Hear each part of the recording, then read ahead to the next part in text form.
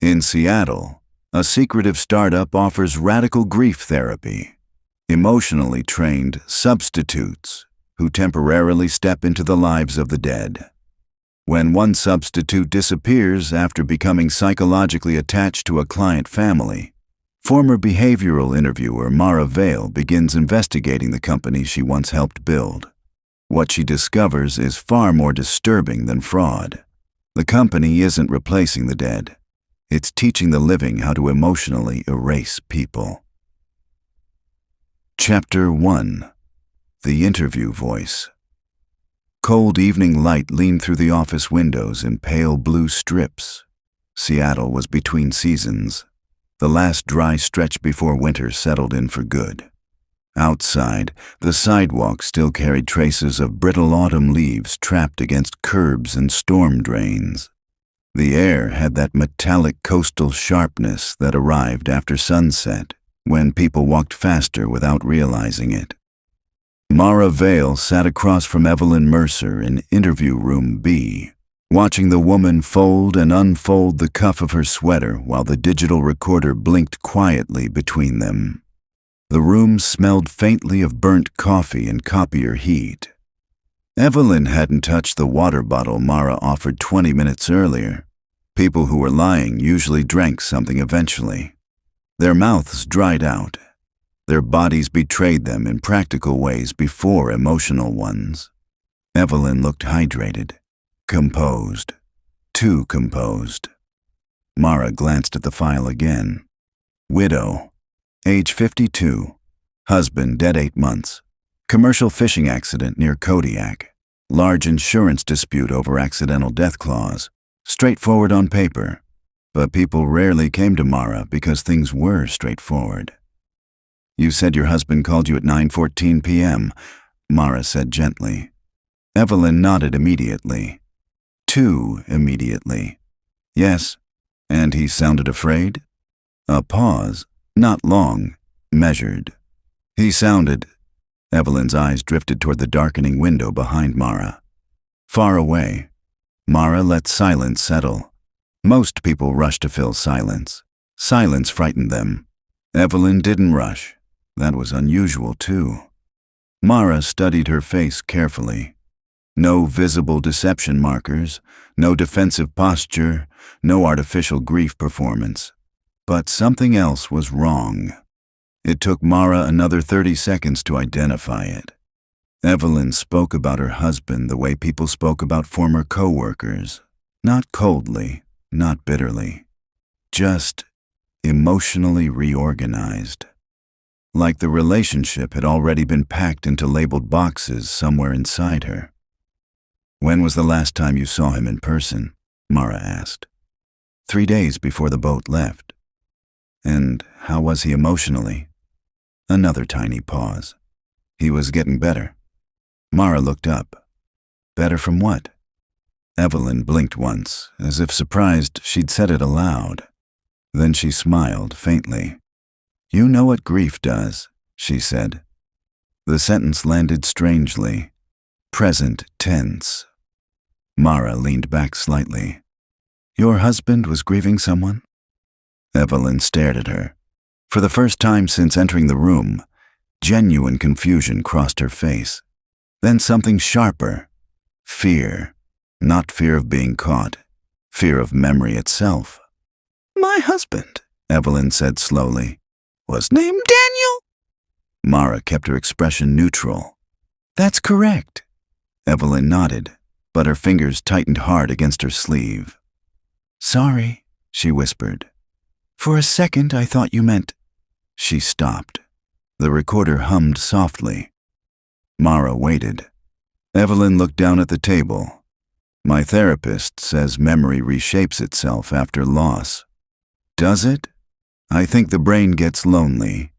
That one stayed in the room after she said it. Mara had conducted interviews for nearly 14 years.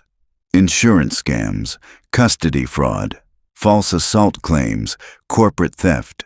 People lied constantly, but lies usually protected something concrete. Money, reputation, freedom, shame.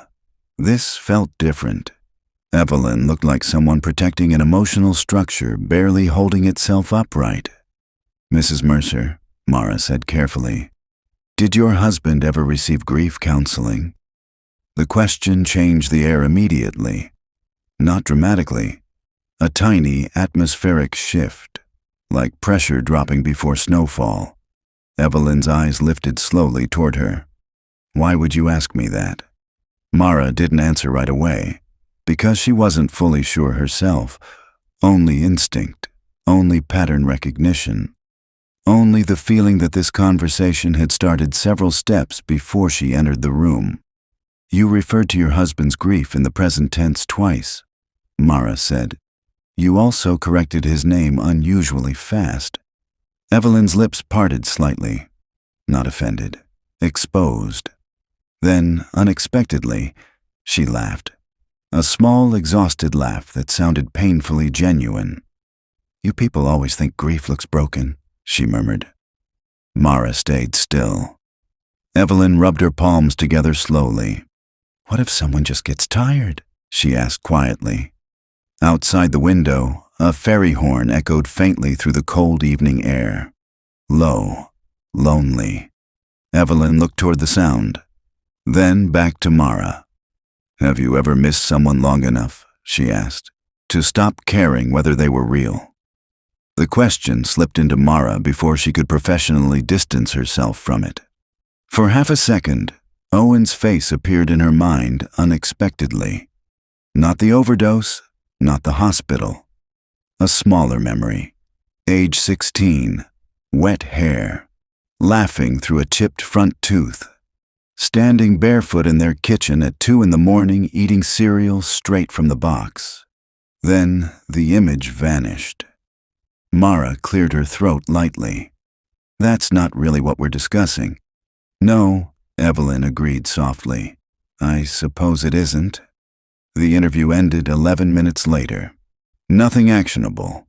No fraud indicators. No contradictions substantial enough to flag.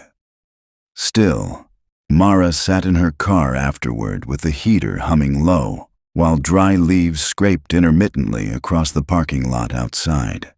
She replayed parts of the conversation mentally. Getting better. The brain gets lonely. Stop caring whether they were real. Her phone buzzed in the center console. Unknown number, Seattle area code. She almost ignored it. Instead, she answered. "Vale." Static crackled softly on the line. Then a man's voice. Older. Tired. "Mara?" Her stomach tightened immediately. She recognized the voice before she recognized the name attached to it. John Keller, former operations director, the Grief Exchange. She hadn't heard from him in 4 years. "You shouldn't be calling me," she said. "I know." Somewhere nearby, a gust of wind rattled bare branches against a street sign. "What do you want?" A long pause. In the background, she could hear fluorescent buzzing and distant movement. An office somewhere, or a hospital. "We have a problem," John said. Mara stared through the windshield. People crossed the street outside beneath coats and scarves, blurred by passing headlights. She already knew she should hang up. Instead, she asked, "What kind of problem?" John inhaled shakily. One of the substitutes disappeared. Silence. Then, and before he vanished, John said quietly, "He requested you specifically." Chapter 2. Borrowed Gestures. The diner sat beneath an aging neon sign that buzzed softly against the dark. Mara's in faded red lettering. Not her diner, just coincidence. Seattle specialized in coincidences that felt personal after midnight. Mara arrived 12 minutes early and still found Eli Mercer already inside. Corner booth, back to the wall. Half-eaten fries untouched long enough to lose heat. He looked younger than she expected. John had described him as unstable in the careful corporate language people used when legal departments might someday read transcripts. Eli looked exhausted more than dangerous. 29. maybe 30. Lean frame, dark circles beneath pale eyes. A face that shifted depending on expression. One of those people who unconsciously became whoever the conversation required. When Mara approached the booth, he stood automatically. Polite, but delayed by half a second, as if politeness had arrived through memory instead of instinct. Mara. His voice carried uncertainty inside it, not nervousness. Recognition, uncertainty. Like he was checking whether he knew her emotionally before deciding how to sound. "You look different than your file photo," Mara said. Eli blinked once, then smiled. "You too." Not flirtation, mirroring. Mara slid into the booth opposite him. The waitress arrived immediately. Coffee for Mara, refill for Eli. The waitress touched Eli lightly on the shoulder while setting down the mug. "You okay tonight, sweetheart?" Sweetheart. Not unusual. Except Eli's entire posture changed afterward. His shoulders loosened. His voice softened. "Yeah," he said quietly. "Just tired." The waitress lingered a moment longer than necessary before walking away. Mara watched Eli carefully. "You adapt quickly," she said. His eyes flicked upward immediately. Defensive now. "I don't know what that means." "You changed your cadence after she spoke to you." "That's your opener?" "You stood differently too." Eli stared at the coffee between his hands. Steam drifted against his face. Finally he shrugged. "People like familiarity." "That isn't an answer. It's the only one I have." Outside the diner windows, headlights moved slowly through evening traffic. The city felt suspended in that strange hour where offices emptied but homes still hadn't fully filled. Everyone between identities for a little while. Mara opened a small notebook beside her coffee. Not to intimidate him. People always thought notebooks were about information. Mostly they were about silence. "What exactly did John tell you?" Eli asked. "That you disappeared." "I left." "For how long?" His fingers tapped twice against the mug before stopping abruptly. 3 seconds later, the tapping resumed in a different rhythm. Tiny, unconscious correction. "Couple weeks." "Why come back?" Eli looked toward the window. A bus sighed to a stop outside. People climbed off slowly, carrying grocery bags in tiredness. "I started forgetting things," he said. Mara didn't write anything down. "What kind of things?" "My apartment number." "That's not unusual under stress." "My mother's laugh." That settled heavier. Eli rubbed one hand across his jaw. "You ever wear headphones too long?" he asked quietly. "Then take them off and the room sounds wrong." Mara said nothing. That's what assignment started feeling like. His eyes remained fixed outside, like I kept leaving parts of myself in other houses. The waitress returned with pie. Neither of them ordered. "Kitchen made extra," she said, but she placed the plate directly in front of Eli, not Mara. Eli smiled automatically. Different smile this time, warmer, more vulnerable. "Thank you," he said softly. The waitress smiled back in a way that suggested familiarity neither of them had earned in 40 minutes. After she left, Mara spoke carefully. "You do this unconsciously?" Eli's smile disappeared instantly. "What?" "You become emotionally recognizable." For the first time since she sat down, genuine fear crossed his face. Not fear of exposure, fear that she might be correct. He leaned back slowly. "I studied people," he said. "That was the job. The job was grief substitution. It was emotional stabilization. That's not what the contracts called it." Eli laughed once under his breath. "Contracts." He shook his head. "Nobody read those after the first week." Mara finally took out her recorder. Eli noticed immediately. His breathing changed. Faster now. You recording officially? No. Then why bother? Because memory changes during emotional stress. That landed. Eli looked away again. A long silence stretched between them. The diner speakers played low jazz distorted slightly through old ceiling wiring. Somewhere in the kitchen, dishes crashed briefly. Neither reacted. Then Eli spoke quietly. You know what the weirdest part was? Mara waited. Family stopped treating me like a guest faster every time. He swallowed hard. At first there were boundaries. They'd hesitate before touching my arm or asking personal things. His thumb rubbed slowly against the coffee mug handle. Then eventually, he stopped. Eventually what? They'd look relieved before I even entered the room. Mara felt something cold shift low in her stomach. Not because of the words, because she believed him. Eli stared down at the untouched pie. I had one client, he continued quietly, who started falling asleep on the couch while I talked. Why did that matter? Because grief keeps people awake. Mara studied him carefully. His exhaustion didn't feel theatrical. It looked cumulative, built over months, maybe years. You said you started forgetting things, she said. What triggered that? Eli's jaw tightened, then loosened again. I stayed too long on one assignment. How long? He hesitated. 8 months. Mara nearly answered before stopping herself. 8 months was catastrophic by company standards. Temporary emotional immersion protocols weren't designed for that duration, not when she helped build them. Who authorized it? No one officially. That's not possible. Eli smiled faintly. Tons of things are possible when clients are rich. The waitress passed again. This time Eli shifted before she even reached the table. Different posture again.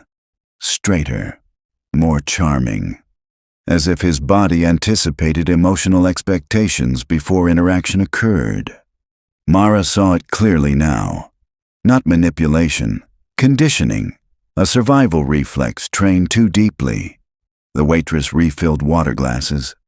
Eli thanked her in a completely different vocal tone than before. Lower, gentler. The second she left, he closed his eyes briefly, like someone recovering from physical strain. How many personalities are running right now?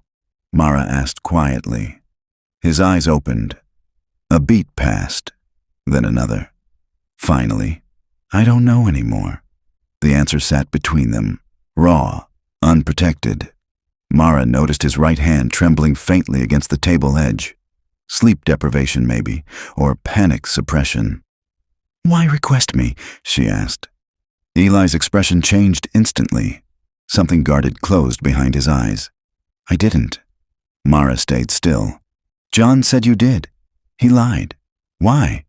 Eli looked past her suddenly, not casually, sharply. Mara turned slightly. Outside the diner window, across the street, a man stood beside a dark sedan beneath a dead street lamp, watching the diner, hands in coat pockets, motionless. When Mara looked directly at him, the man turned away immediately and opened the car door.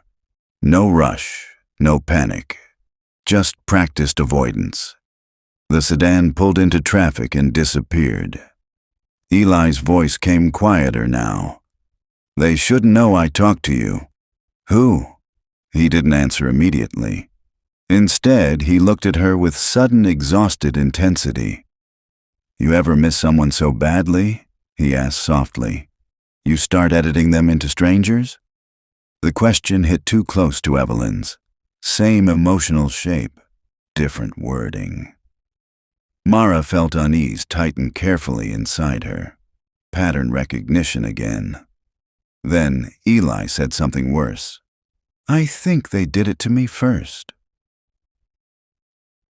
Chapter 3. The Training Rooms. The building used to be a pediatric rehabilitation center. Mara remembered that before she remembered the address. children learning how to walk again, speech therapy, physical recovery. Now the windows were blacked out from the inside. The parking lot sat mostly empty except for 2 employee vehicles and a delivery van parked crooked beside the loading dock. She arrived just after 6:30 p.m. Cold wind moved loose paper across the asphalt in scraping circles. The city felt quieter here. Industrial edge of Pioneer Square. Warehouses, storage buildings, forgotten office spaces converted into startups nobody fully understood. The Grief Exchange always preferred buildings that already carried emotional residue. Mara sat in her car for almost 3 minutes before getting out. Not fear. Preparation. The old key card still worked. That unsettled her more than if it hadn't. The lobby lights activated 1 row at a time as she entered. Soft fluorescent hum. Dust drifting through pale overhead light. The reception desk was gone now. So were the plants. Back when Mara worked here, the company deliberately softened every room. Warm lighting, fabric chairs, wood textures, calming music. The goal was psychological safety. Now the place felt stripped down to function, like empathy had become too expensive aesthetically. Her footsteps echoed softly through the corridor. Memory returned in fragments. Training seminars, behavioral review meetings, coffee stains on printed empathy charts. Back then, the company had called itself Transitional Grief Support. Not replacement. Never replacement. Mara moved deeper into the building. A door near the east hallway stood partially open. Inside sat the old observation rooms. Her stomach tightened slightly. Nothing in the room had changed. 2 chairs, 1 table, dark, mirrored glass. The same rooms where applicants learned how to emotionally synchronize with grieving clients. Not acting. That misconception always annoyed the executives. Acting created performance distance. The company wanted immersion. Emotional substitution required attachment. Mara remembered arguing that point during development meetings years earlier. Attachment instability risk, she'd written repeatedly in evaluation reports. Nobody listened once investor money arrived. She crossed toward the archive terminals along the wall. Most systems were disconnected. One still glowed faintly. Someone had left remote access running, careless or intentional. Mara sat slowly. The chair creaked beneath her. She typed her old credentials automatically. Access denied. Expected. Then a second screen appeared. Welcome back, Mara. No password request. Her pulse slowed strangely instead of accelerating. That was worse. Someone anticipated her arrival. The archive directory opened. Training modules, emotional integration assessments, identity retention studies. Her jaw tightened at the last one. Retention studies hadn't existed when she resigned. At least not officially. She clicked the folder. Video files, dozens. Some labeled by employee number, others by assignment duration. One title stopped her immediately. Subject 18. Termination failure. Mara pressed play. The footage opened inside one of the same observation rooms. A young man sat at the table, mid-20s, blonde hair, thin build, nervous knee bouncing, timestamp, 3 years earlier. An interviewer off camera spoke calmly. Can you state your name for the record? The young man smiled automatically. Michael Donnelly. A pause, then the interviewer said, Your legal name. The smile faded. Confusion crossed his face slowly, like someone waking from anesthesia. Oh, he murmured. He blinked several times. Sorry. Long silence. The interviewer waited. Finally, Eric. His voice weakened around the word.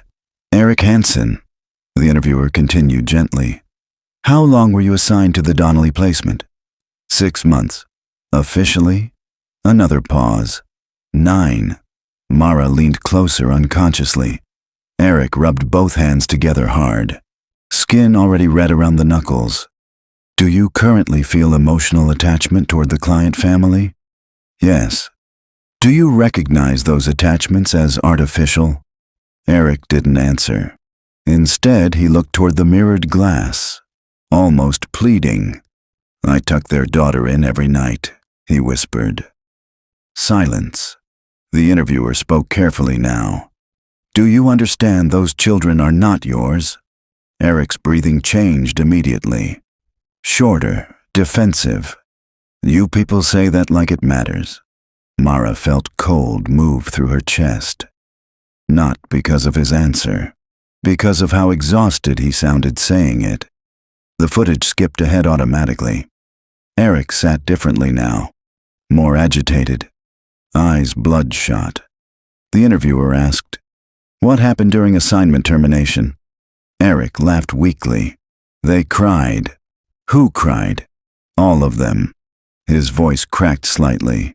The little girl thought she was losing her dad twice. Mara stopped the video. The room suddenly felt too small. She stood and paced once toward the far wall before stopping herself. The company used to maintain strict separation schedules. No prolonged child exposure. No overnight integration. No identity carryover after detachment. Someone changed the rules, or stopped enforcing them. She returned to the terminal. More files, more interviews. One caught her attention immediately. Subject 31. Memory bleed event. The footage began mid-session. A woman in her 40s sat rigidly in the chair, dark hair pulled tightly back, eyes swollen from lack of sleep. The interviewer asked softly, "What's your earliest personal memory?" The woman answered immediately, "My father teaching me to ride a bike." The interviewer checked something off screen. "Your intake forms indicate you grew up in Manhattan without siblings and never learned to ride a bicycle." The woman froze, completely still. Mara watched her expression carefully. Not deception, terror. The deep internal terror of realizing your own mind may no longer belong entirely to you. The woman whispered, "No, that's not right." Then her breathing accelerated. "My son fell off the sidewalk." She stopped abruptly. The interviewer interrupted gently, "You do not have children, Naomi." Naomi stared into empty space, mouth slightly open, lost somewhere inside conflicting realities. Then quietly, "Why do I miss people I never had?" Mara muted the screen. The fluorescent hum above her suddenly sounded louder. Too loud. She leaned back slowly. This wasn't grief therapy anymore. This was identity destabilization. A soft sound echoed somewhere deeper in the hallway. Mara turned immediately. Footsteps, not close, but inside the building. She stood. The sound stopped. Silence returned. Old buildings always carried noise strangely, but her body already recognized the difference between settling pipes and human hesitation. Someone else was here. Mara moved quietly toward the doorway. The corridor beyond remained empty, half-lit, long, silent. At the far end, one office door stood barely open. Warm light inside, not fluorescent, lamplight, occupied. Mara stepped carefully forward. Her shoes barely made noise against the tile. Another sound now, a voice. Television, maybe? No, a recording. As she approached, words became clearer. "Good night, sweetheart." A man's voice, soft, intimate, then a child laughing. Mara reached the doorway slowly and looked inside. The office was almost empty except for a desk, a floor lamp, and rows of old media drives stacked along the wall. On the desk sat a laptop playing archived training footage. Someone had paused midway through a family interaction exercise. A man sat beside a child reading from a picture book. The substitute. The child curled comfortably against his side. Too comfortably. Mara stepped closer to the screen. then stopped cold. The substitute was Eli, younger, healthier, smiling naturally, not performing. The video timestamp showed 11 months earlier. A female voice off camera laughed softly. "Honestly," the woman said, "sometimes I forget he isn't Daniel." Eli looked toward the camera briefly, and for one strange second, the expression on his face didn't look proud. It looked trapped. Behind Mara, somewhere back in the hallway, a floorboard creaked. Chapter 4. The Family That Adjusted Too Fast. Mara turned sharply toward the hallway. Empty. The corridor lights buzzed softly overhead. Nothing moved. Still, she stayed motionless long enough to hear her own breathing settle. The old instinct returned automatically. Wait before reacting. Let nervous systems reveal themselves. Silence stretched. Then, somewhere farther down the building, a door closed gently. Not hurried. Whoever had been there wasn't afraid of being noticed. That bothered her more than pursuit would have. Mara looked back toward the paused footage of Eli, frame frozen. The little girl leaning comfortably against him, the artificial domestic warmth, the woman's voice. "Sometimes I forget he isn't Daniel. Not my husband, not the substitute. Daniel." Personal pronouns disappeared first during emotional dependency. Mara knew that from the company's earliest behavioral studies. She remembered presenting the data herself years ago to a room full of executives pretending they were building humane technology. The mind adapted faster when language adapted first. He, your father, Dad. Eventually, Daniel. Then finally, home. Her stomach tightened. She copied the file onto a portable drive from her bag. Then another, and another. Not because she fully understood what mattered yet, only because experience taught her that companies erased emotional evidence faster than financial evidence. When she finally left the building, the night air hit cold against her face. The wind carried salt from the waterfront. Seattle smelled different after dark in late autumn. Metal, leaves, cold concrete. Mara sat inside her car without starting it. The footage replayed behind her eyes. Eli smiling at the child, not performing, attached. There was a difference. Good substitutes learned emotional precision, timing, comfort, speech rhythm, physical familiarity. But attachment changed the body in quieter ways. People stopped monitoring themselves. That was what frightened Mara most. Eli hadn't looked fake. He'd looked needed. Her phone vibrated. A text from John Keller. "Call me before you contact the family." No greeting, no explanation. Mara stared at the message for several seconds, then started the engine instead. The Mercer house sat in Shoreline at the end of a quiet cul-de-sac lined with skeletal maple trees. Suburban stillness. The kind designed to imply safety. Children's bikes leaned beside garages. Warm kitchen windows glowed softly behind curtains. Television flicker moved across living room walls. Mara parked half a block away. She watched the house for almost 10 minutes before approaching. No visible security. No corporate vehicles. Just an ordinary family home, which somehow felt worse. A basketball hoop stood crooked beside the driveway. One child's sneaker lay abandoned near the porch steps. The detail unsettled her irrationally. Real families were messier than company presentations. She rang the bell. Movement inside immediately. Too immediately. The door opened to reveal a woman in her early 40s. Dark sweater, minimal makeup. The controlled exhaustion of someone functioning through long-term grief. But something about her expression felt lighter than expected. Not happy. Adjusted. "Mara Vale?" the woman asked softly. Mara paused. "You were expecting me?" A small hesitation. John said someone might come by. Of course he did. The woman stepped aside politely. Please come in. The house smelled faintly of cinnamon and laundry detergent. Family photos lined the hallway. Mara noticed them instinctively.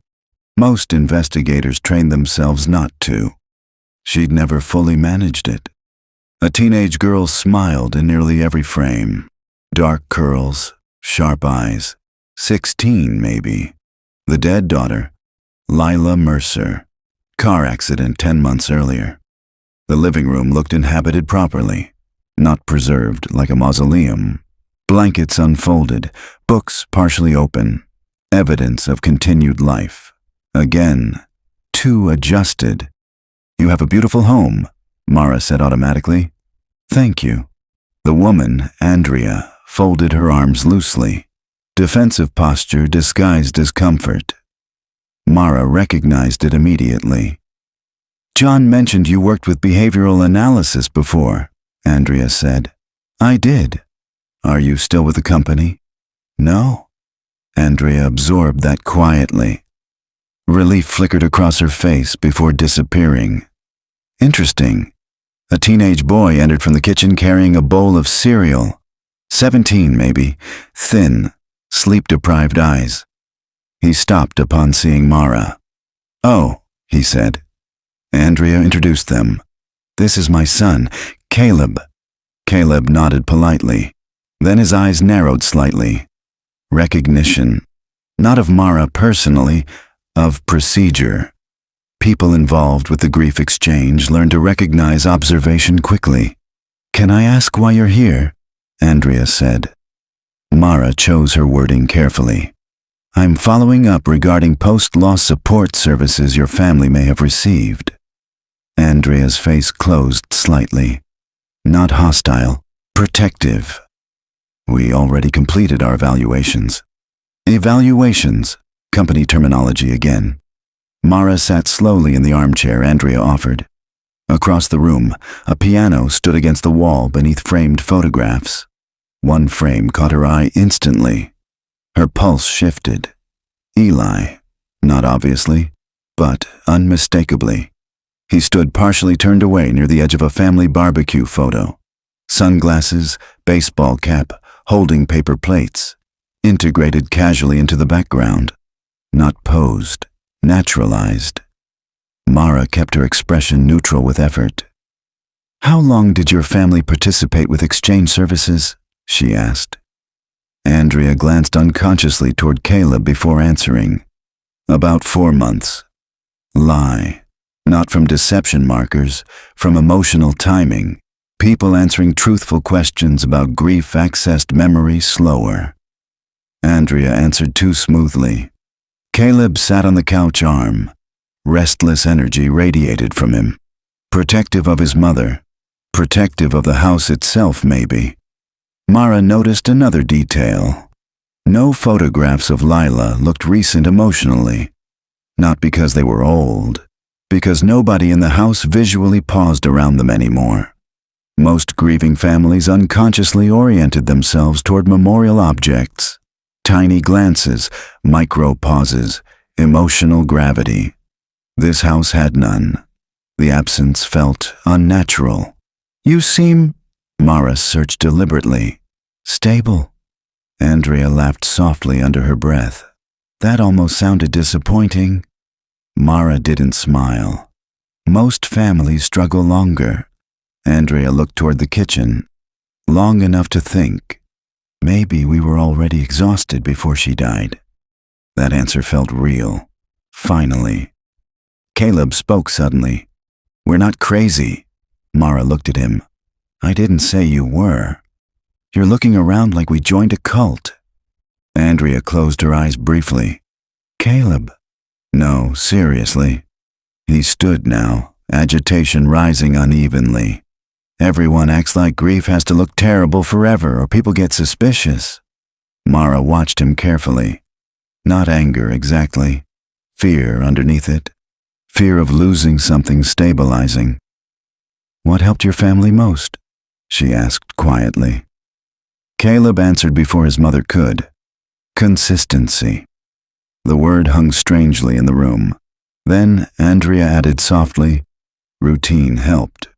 Same answer, different language, conditioned phrasing. Mara's attention drifted again toward the photograph with Eli. She stood slowly and approached it. "Your brother?" she asked casually. Andrea looked confused. "What?" Mara pointed lightly. "The man near the grill." Andrea stepped beside her. Caleb went still behind them. For one brief second, genuine alarm crossed Andrea's face, then vanished. "That's—" She stopped, a tiny fracture in certainty. Caleb spoke too quickly. "That's my uncle." Mara turned. "Your mother didn't recognize him." Andrea recovered immediately. "No, the picture caught me off guard." But her breathing had changed.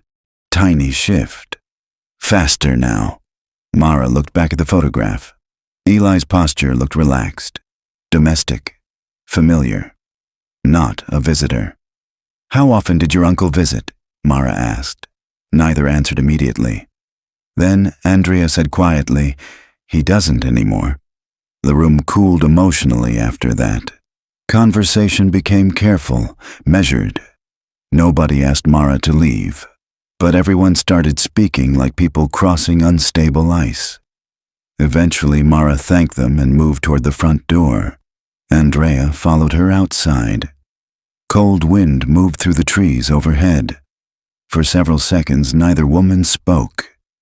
Then Andrea said quietly, "You worked there long enough to know something." Mara turned slightly. Andrea's eyes looked exhausted now. Not stable. Maintained. Artificially maintained. "You know grief changes shape," Andrea whispered. Mara said nothing. Andrea folded her arms tighter against the cold. "At first," she said carefully, "you think surviving means remembering everything perfectly." Her voice trembled slightly. "Then eventually you'd trade memory for 5 minutes of relief." Mara felt tension coil slowly beneath her ribs. Andrea looked back toward the house. Warm light glowed through the windows. Caleb's silhouette crossed briefly through the living room. Then Andrea asked the question quietly enough that Mara almost missed it. What if comfort matters more than accuracy? The porch light buzzed softly overhead, and for the first time since entering the house, Mara realized she wasn't entirely sure how she would answer that anymore. Chapter 5. Soft Replacement. Mara didn't drive home immediately. She parked beside the waterfront near Elliott Bay and sat with the engine off while ferries moved slowly through the dark water like drifting apartment buildings. The city lights looked blurred tonight, not from rain, from exhaustion. Her recorder sat in the passenger seat beside the copied archive files. Andrea's words kept circling back. "You'd trade memory for 5 minutes of relief." That was the problem with grief. It made morally dangerous things sound reasonable. Mara leaned her head back against the seat and closed her eyes. For a moment, she remembered Owen near the end. Not the overdose itself, the weeks before. His apartment smelling faintly sour from old laundry and burnt coffee. The television always on. The strange emotional distance addicts developed when shame became routine. She remembered standing near his doorway while he talked too quickly about getting clean this time, and remembering, even then, that part of her had already emotionally stepped backward. Not because she didn't love him, because loving him had become exhausting. The memory left a sour heaviness behind her ribs. Her phone vibrated. Unknown number again. This time she answered immediately. "You shouldn't keep meeting families," Eli said quietly. No greeting. Mara looked out toward the harbor lights. "You followed me?" "I watched the house." "That's worse." A pause, then softly, "Did they look okay?" The question carried genuine concern. Not corporate containment, not damage control. Concern. They looked functional, Mara said carefully. Eli exhaled slowly through the phone. Almost relief. That's what scares you, isn't it? Mara didn't answer. You think grief should leave visible damage. That's not what I think. But it's what you trust. The ferry horn sounded again across the bay, long and hollow. Eli's voice lowered slightly. Can you meet? The motel sat south of downtown near an elevated highway where traffic noise never fully disappeared. Not dangerous, just forgotten. The kind of place rented weekly by traveling contractors, divorcing couples, and people avoiding questions. Eli opened the door before Mara knocked fully. The room smelled faintly of antiseptic and stale heat. Television muted. Half-packed duffel bag near the bed. 3 coffee cups on the desk. Eli looked worse than yesterday. Eyes red, skin pale, movement slightly delayed, sleep deprivation, or psychological overload. You look terrible, Mara said. He gave a tired smile. That's usually how this part goes. Mara stayed standing. You said you watched the Mercer house. I needed to know if they were okay. You're emotionally attached. Eli laughed softly. No kidding. Mara crossed slowly toward the small table near the window. You were integrated there long-term. Unofficially. How long? He rubbed both hands over his face before answering. 10 months. Mara stared at him. 10 months wasn't therapeutic immersion anymore. That was life replacement. How did it start? Eli sat on the edge of the bed, quiet for several seconds. Then, the daughter died in February. His voice sounded distant now. Car accident, ice on the freeway. Mara listened without interrupting. The father stopped sleeping. Eli stared toward the floor. The son stopped speaking for almost 3 weeks. And the mother. Eli swallowed. She kept pretending everybody else was handling it better than she was. Something in the way he said it revealed familiarity far beyond observation. He knew the rhythms of that household intimately. What was your assignment role? Mara asked. Eli hesitated. Then, family friend. Not husband, not father. Safer emotionally. At least in theory. You moved into the house. At first just evenings. His jaw tightened. Then overnight after Caleb started having panic attacks. Mara felt anger rise carefully beneath her calm. Not toward Eli. Toward the system. The company approved this? They approved whatever prevented client collapse. Collapse! That's the word they used. Eli stood and crossed toward the motel window.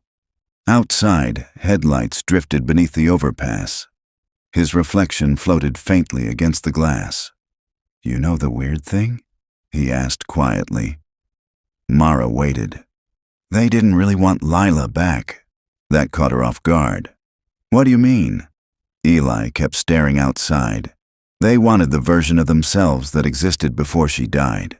Silence settled between them. Heavy, human. Mara realized he was right. Most grief wasn't longing for the dead alone. It was longing for who you had been beside them. Eli spoke again. First few weeks, I mostly listened. His voice softened.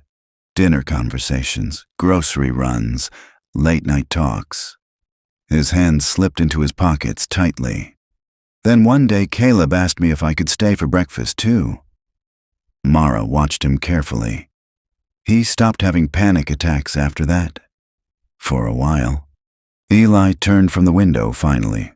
But that's the trap. What is? The relief works.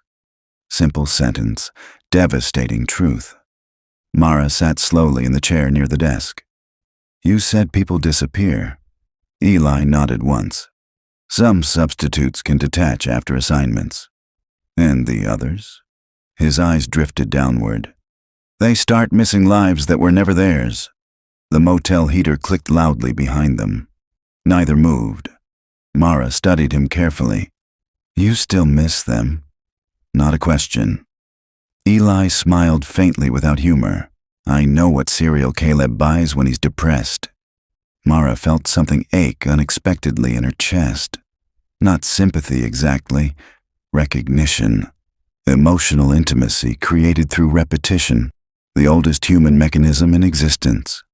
How many families? She asked. Eli took too long answering. 7 major placements. And after each one, I lost pieces. His voice stayed calm, saying it. Too calm, like he'd repeated the realization privately many times already. I'd keep habits afterward, he continued. Speech patterns, foods, sleep schedules. He rubbed his thumb compulsively against his wrist. One family prayed before meals. I caught myself doing it alone 3 months later. Mara noticed then that he wasn't looking at her directly anymore. People avoiding mirrors often stopped making eye contact too. What happens if a client becomes dependent? She asked. Eli laughed softly under his breath. They all do eventually. No, I mean severely dependent. His expression changed. Darker now. They extend the placement. For how long? Silence, then quietly, as long as needed. Mara stared at him. That's not treatment. No, Eli agreed. It's transition. The word disturbed her instantly. Not because of what it meant, because of how clinically gentle it sounded. Transition into what? Eli finally looked directly at her again. And for the first time since meeting him, she saw genuine fear beneath his exhaustion. Replacement, he said softly.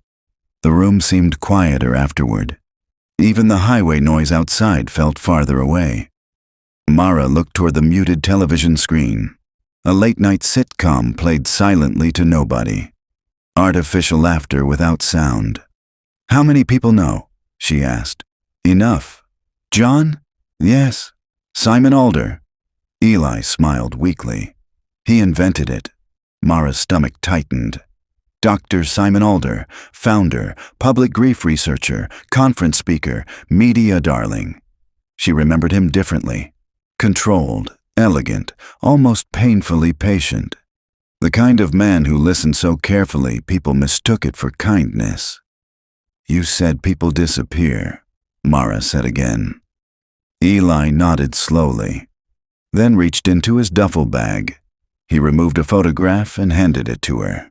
3 people standing outside a suburban home. Mother, young daughter, smiling man in his 30s. Normal family picture. Except the smiling man had been identified in company records 18 months earlier as a substitute named Aaron Pike. Status: terminated placement. Mara looked up sharply.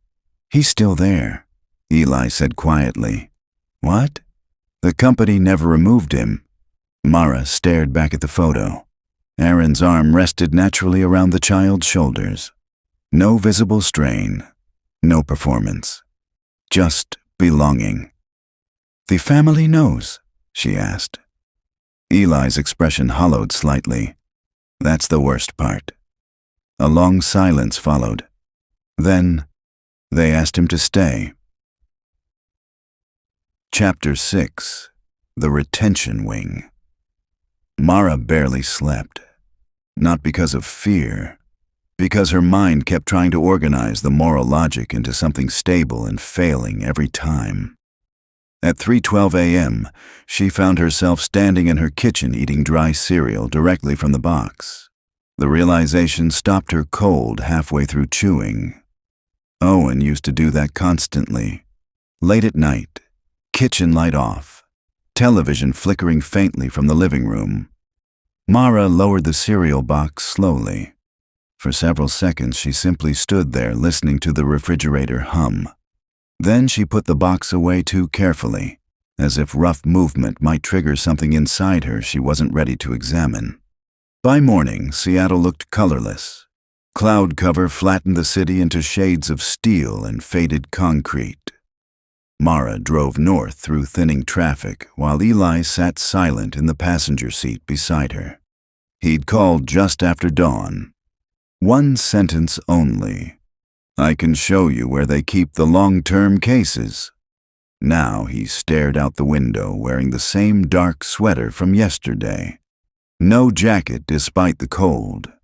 People under psychological strain often stopped registering physical discomfort properly. "How many places like this exist?" Mara asked. Eli didn't turn from the glass. "Officially, none. Helpful." Mara tightened her grip slightly on the steering wheel. "Then unofficially." A pause. "3 that I know about. Facilities? Depends who's describing them." That's not an answer. Eli finally looked at her. His eyes seemed older today. "Rehabilitation centers," he said quietly. "Housing support. Emotional stabilization." Mara heard the language carefully. No one inside the grief exchange used direct words once ethics became inconvenient. "What do you call them?" Eli's gaze drifted away again. "Waiting rooms." The building stood near Edmonds, overlooking gray water and stripped winter trees. Converted assisted living complex. 3 floors. Neutral paint. Clean landscaping. Nothing outwardly suspicious. A discreet brass sign near the entrance read, "Shoreline Transitional Wellness Center." Mara almost laughed at the word transitional. Everything in this company existed inside transition now. Not grief, not healing. Transition. Inside, the lobby smelled faintly of lemon disinfectant and overheated air. Soft piano music drifted from hidden speakers. A receptionist glanced up politely. No surprise seeing Eli, which meant he'd been here recently. "Morning," the receptionist said warmly. Eli forced a smile. "Morning, Denise." Denise's eyes moved briefly toward Mara. Not suspicious. Evaluating emotional category.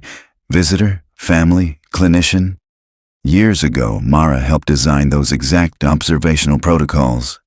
People revealed more before introductions than after them. "Dr. Feldman is upstairs," Denise said gently. She wasn't expecting company. "We won't stay long," Eli answered. Denise hesitated only briefly before nodding. Too brief.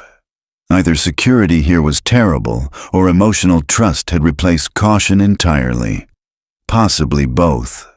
They took the elevator in silence. Floor numbers glowed softly upward. 2, 3. The doors opened onto a hallway lined with framed landscape photography and warm yellow lighting. Designed calm. Mara recognized every psychological choice immediately. No sharp corners. Muted carpet patterns. Domestic textures. The architecture wanted people emotionally sedated. Voices drifted faintly from somewhere deeper inside.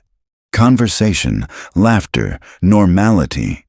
That unsettled Mara more than screaming would have. Eli led her toward a common room near the end of the corridor. And stopped. Mara followed his gaze inside. 5 people sat scattered around the room. Reading, watching television, drinking coffee. Ordinary residents. Except the emotional atmosphere felt displaced somehow. A woman near the window looked up immediately when Eli entered. Relief flooded her face. "There you are," she whispered.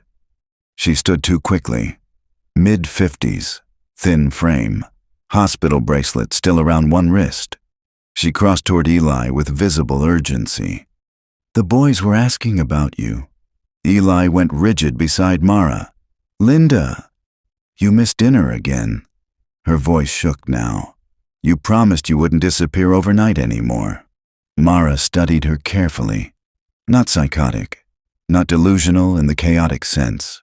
Organized emotional continuity. That was worse. Eli spoke softly. "Linda, I'm not Daniel."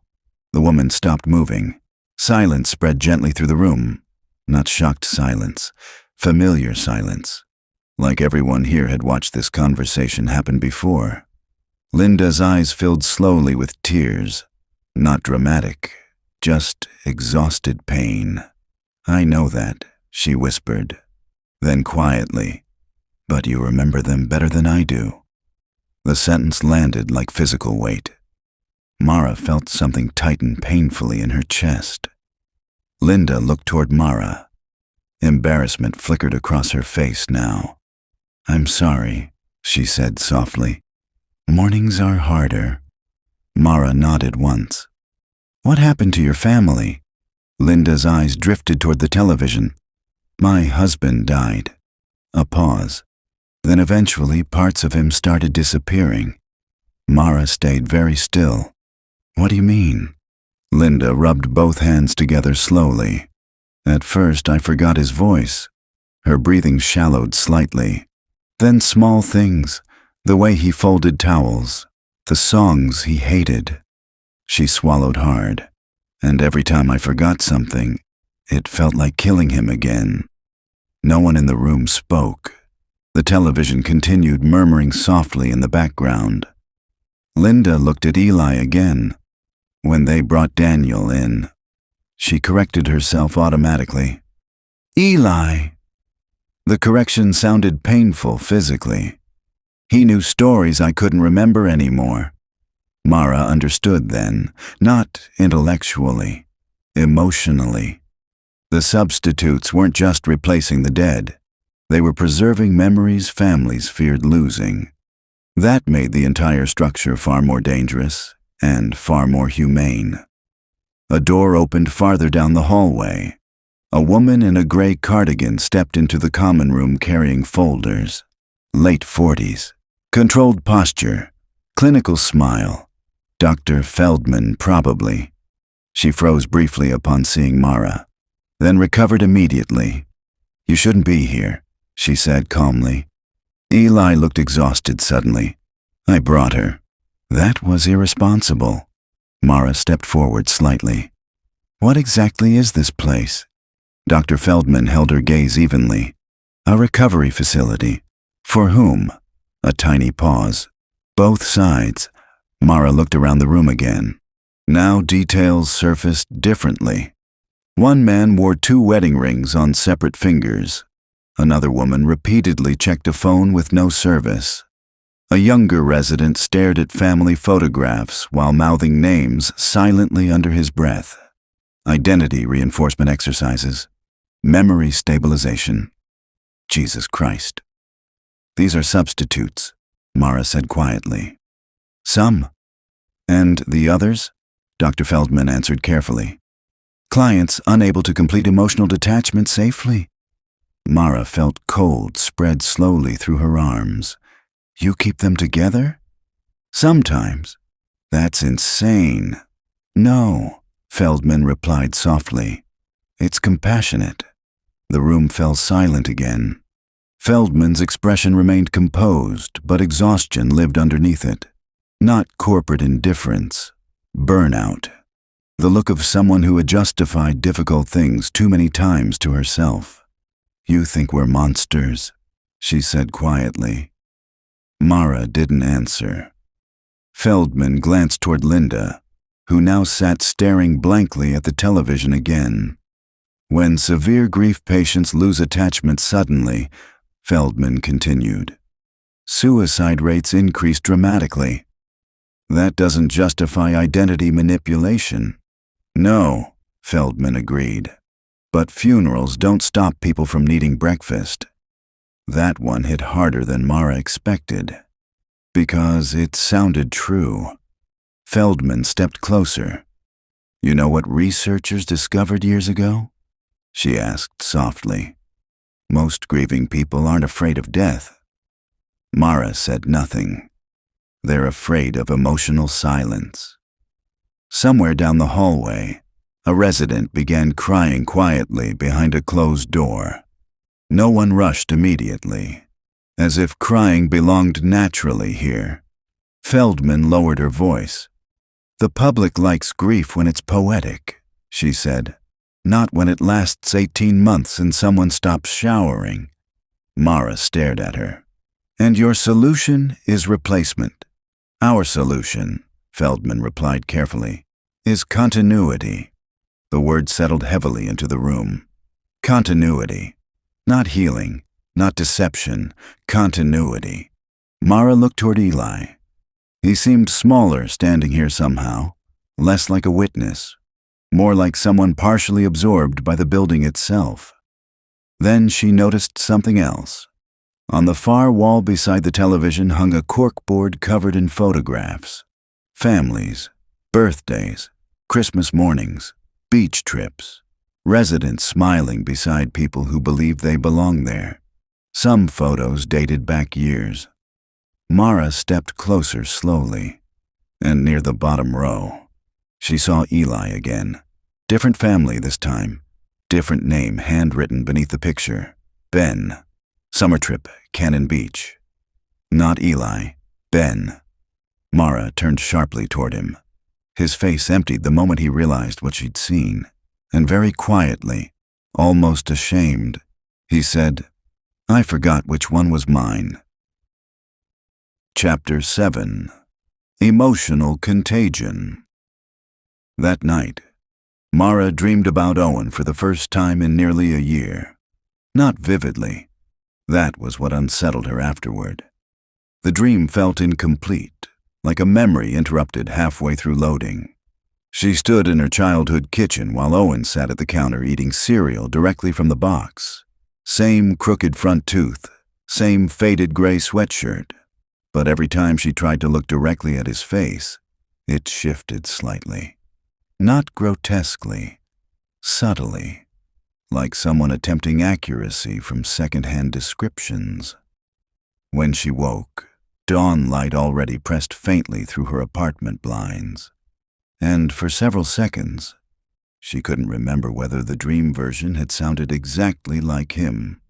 That frightened her more than the dream itself. Mara sat upright slowly. The apartment felt overly quiet.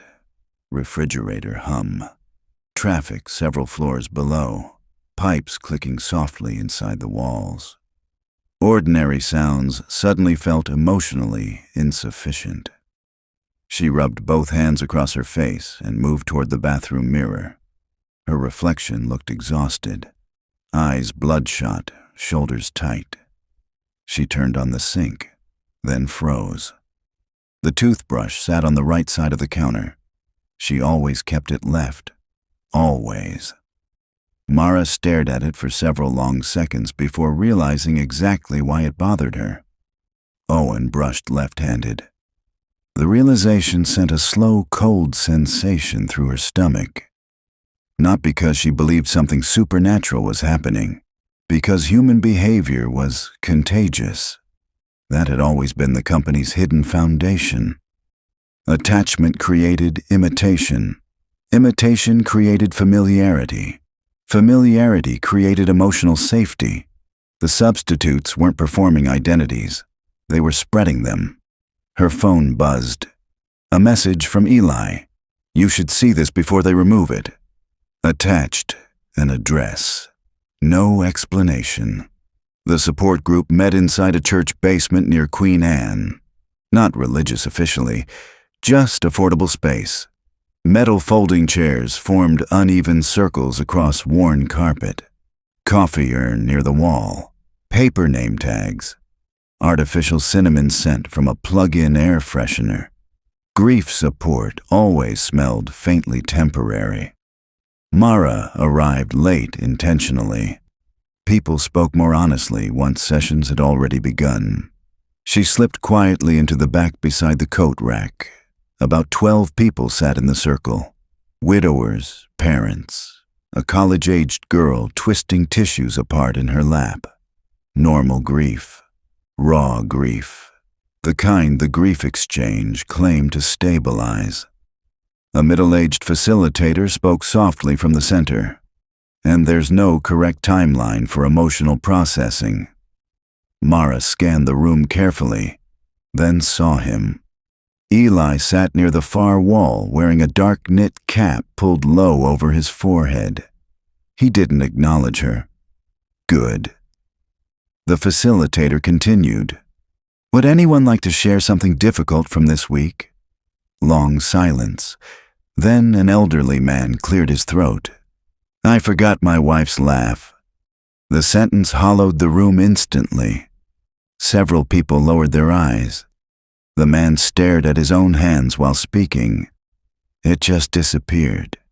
His voice trembled unevenly.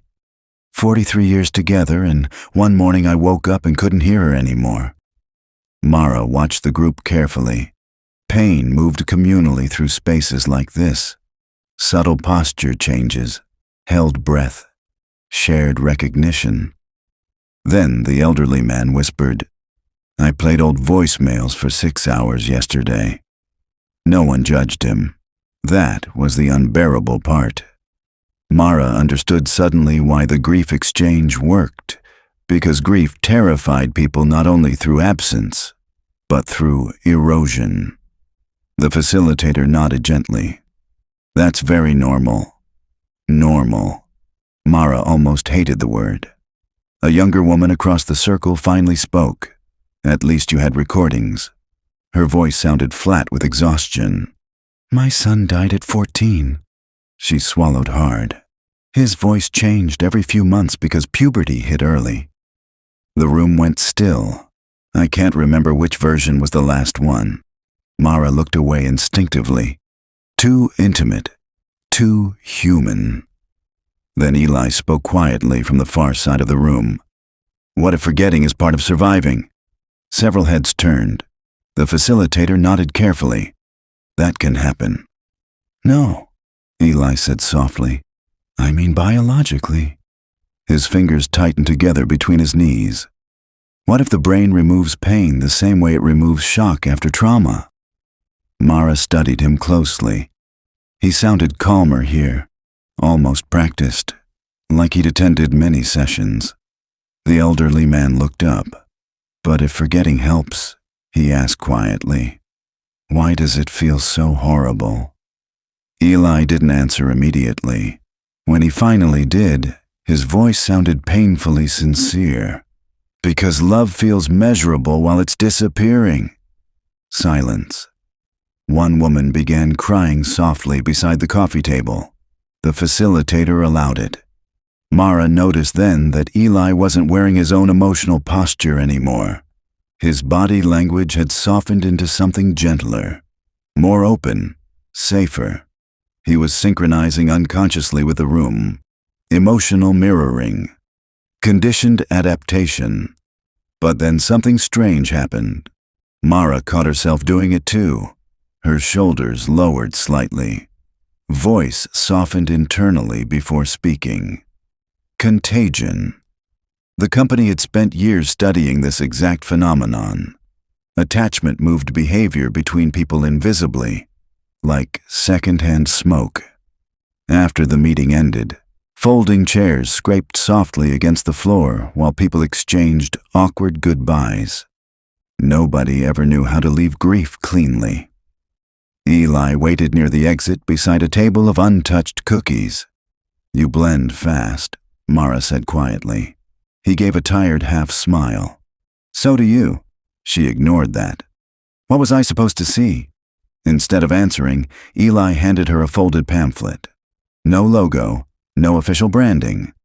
Inside, a support resource list. Most numbers belong to legitimate grief counselors and crisis centers. But one section near the bottom carried no heading, just names. Mara read carefully. Daniel, Ben, Michael, Aaron. Not client names, substitute identities. Beside each, community support groups attended regularly. They recruit there? Mara asked quietly. Eli nodded once. Not openly. Then how? They look for people emotionally dissolving. The phrase disturbed her immediately. What does that mean? Eli glanced toward the church parking lot where people slowly dispersed into the cold evening air. People disconnected from themselves already, he said softly. Lonely people, grieving people, addicts, failed actors, caretakers. His gaze drifted downward. People who adapt too easily. Mara folded the pamphlet carefully. You think they targeted you? I know they did.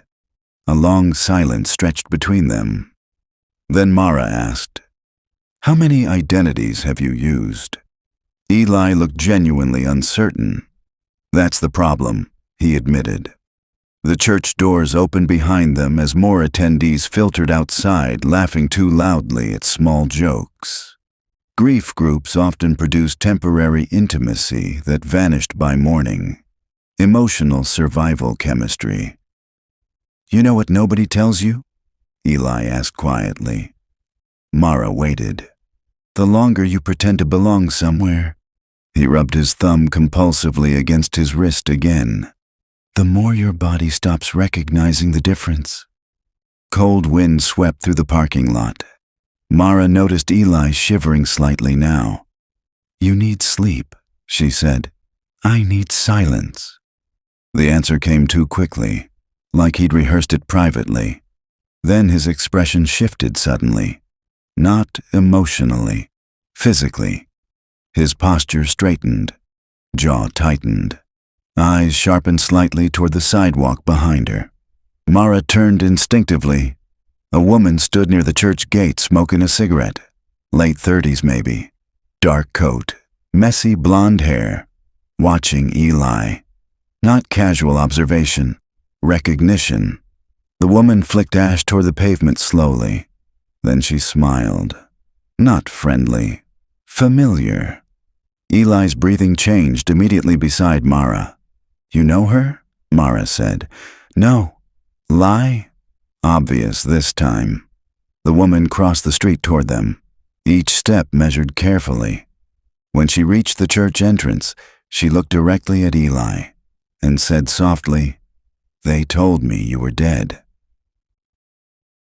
Chapter 8. The Ferry Conversation. The woman's name was Nora. Mara learned that 3 minutes later inside a 24-hour cafe overlooking the ferry terminal.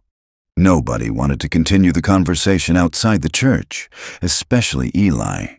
He'd gone pale the moment Nora recognized him. Not fear exactly, more like emotional vertigo. Now he sat rigid in the booth beside the window, while ferries moved slowly across the black water beyond the glass. The cafe smelled like espresso grounds and fryer oil. Night workers filled most of the tables.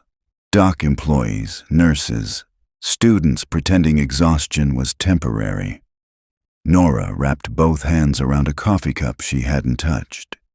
She kept staring at Eli like she was checking whether he remained physically real. "You vanished," she said quietly.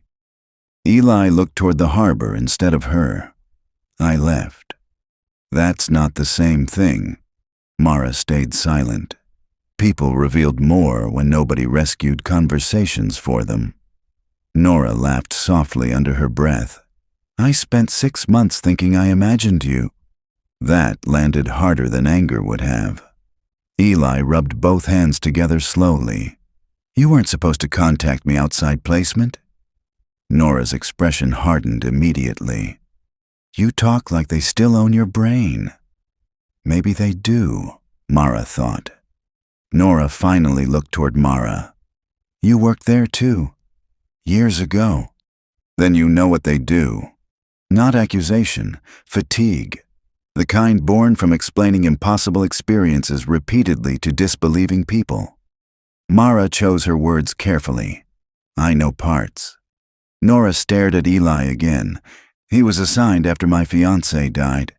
Mara felt tension shift subtly beneath the table. Fiancé, not husband.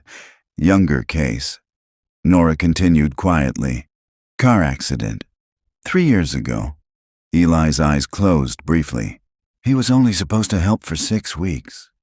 Nora laughed once without humor. "They always say that." The waitress brought coffee refills neither woman requested. Eli thanked her automatically in that softened, adaptable voice again. Nora noticed too. Her expression tightened. "You're still doing it?" Eli looked confused. "The voice thing." His shoulders stiffened instantly.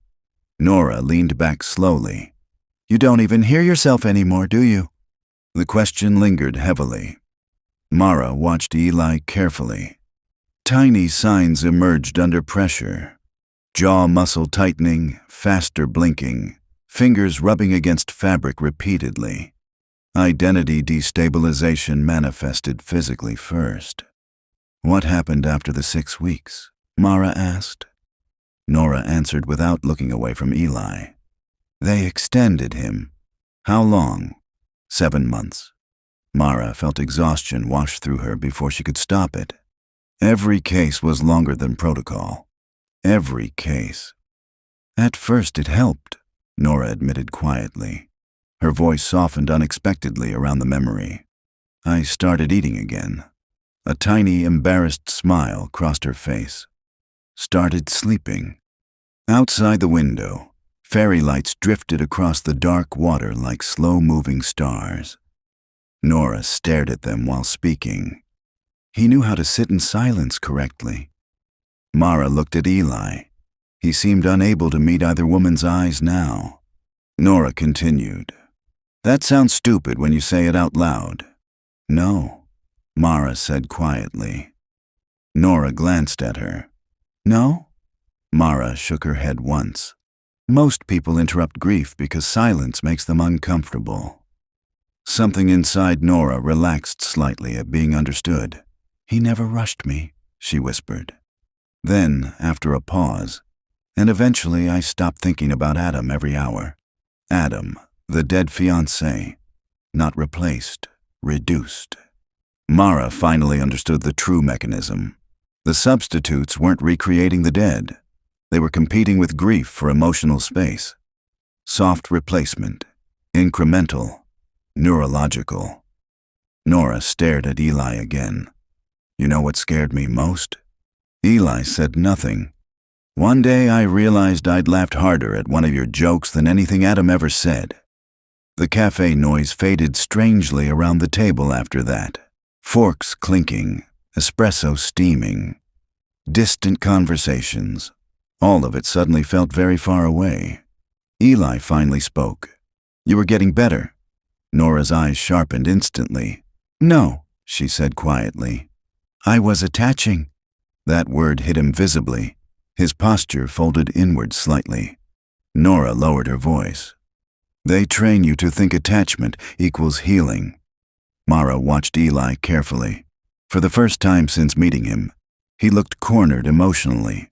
Not by accusation, by recognition. "You left without saying goodbye," Nora continued. Eli swallowed hard. "That was policy.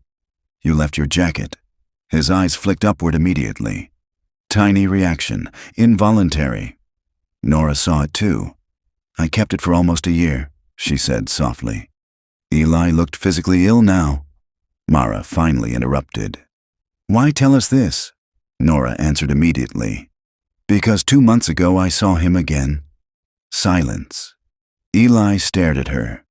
Nora's voice stayed calm, but anger lived beneath it now. "Different name, different family." Mara felt cold settle beneath her ribs. "Where?" "Tacoma Ferry Terminal." Nora looked directly at Eli. "You didn't recognize me at first." Eli's face emptied. Mara knew instantly the memory was true. He had a beard. Nora continued quietly. "Wedding ring. Different posture." Her jaw tightened. "But the second I laughed," she pointed gently toward him. His expression changed. Eli looked away sharply. Nora leaned closer across the table. "You remembered me emotionally before you remembered me visually." Nobody spoke for several seconds. Then Mara asked quietly, "What happened after?" Nora smiled faintly. "He apologized to me." Eli closed his eyes. Nora's voice softened unexpectedly. "And honestly?" She looked exhausted suddenly. "That was worse." "Why?" "Because Adam never apologized for anything." The sentence hollowed something inside the conversation. Mara understood immediately. The substitutes didn't merely replace emotional presence. Sometimes they improved it. Grief became vulnerable to comparison. That was catastrophic. Nora stared into her untouched coffee. You know what the company never tells clients? She asked softly. Neither answered. You stop remembering the dead accurately after a while. The ferry horn outside sounded long and low across the water. Nora continued quietly. You remember the version grief left behind. Mara felt her chest tighten unexpectedly around Owen's memory again. Not hospital Owen. Not addict Owen. Younger Owen. Safe Owen. Edited Owen. Nora stood slowly from the booth. I don't hate you, she told Eli. That surprised him visibly. I tried to, she admitted. But honestly, she hesitated. Then finished softly, you were the first thing that made the apartment feel alive again. Eli looked shattered hearing it. Nora placed money beneath her untouched coffee cup. Then, before leaving, she leaned slightly toward Mara. Ask him about the ferry assignments, she said quietly. Mara frowned. What ferry assignments? Nora looked at Eli one last time, and something close to pity crossed her face. Tell her, she said softly, about the families who start protecting you from reality. Then she walked out into the cold night. The cafe door closed behind her with a soft, hydraulic sigh. Eli stared motionless at the table for several long seconds afterward. Finally, Mara spoke. What was she talking about? No answer. Eli. He rubbed both hands hard across his face. When he finally looked up, his eyes seemed frighteningly tired. Sometimes, he whispered, clients don't want the assignment to end. That I understand. No, he said quietly. You don't. The harbor lights drifted behind him through the glass. Then he said the sentence very softly, the sentence that changed the shape of the investigation entirely. Sometimes the clients start lying for us. Chapter 9. Dr. Alder's Theory. Mara spent 2 days trying to arrange the meeting. 2 days of unanswered emails. 2 days of redirected calls. 2 days of increasingly polite refusals from assistants trained to make rejection sound like scheduling. Then, unexpectedly, Simon Alder agreed. No conditions, no legal representative, no public relations observer, just a time and an address. That worried her. People who believed they were guilty usually avoided conversations. People who believed they were right welcomed them. The office occupied the top floor of a renovated waterfront building overlooking Elliott Bay. Glass walls, minimalist furniture, expensive quiet. The kind of place designed to make visitors lower their voices automatically. Mara arrived 10 minutes early. Simon Alder was already there. Of course he was. He stood near the window with a mug of tea balanced casually in one hand. Mid-60s now. Silver hair, thin frame, impeccably calm posture. He looked almost exactly as she remembered, only older around the eyes, not weaker, tired. A different thing entirely.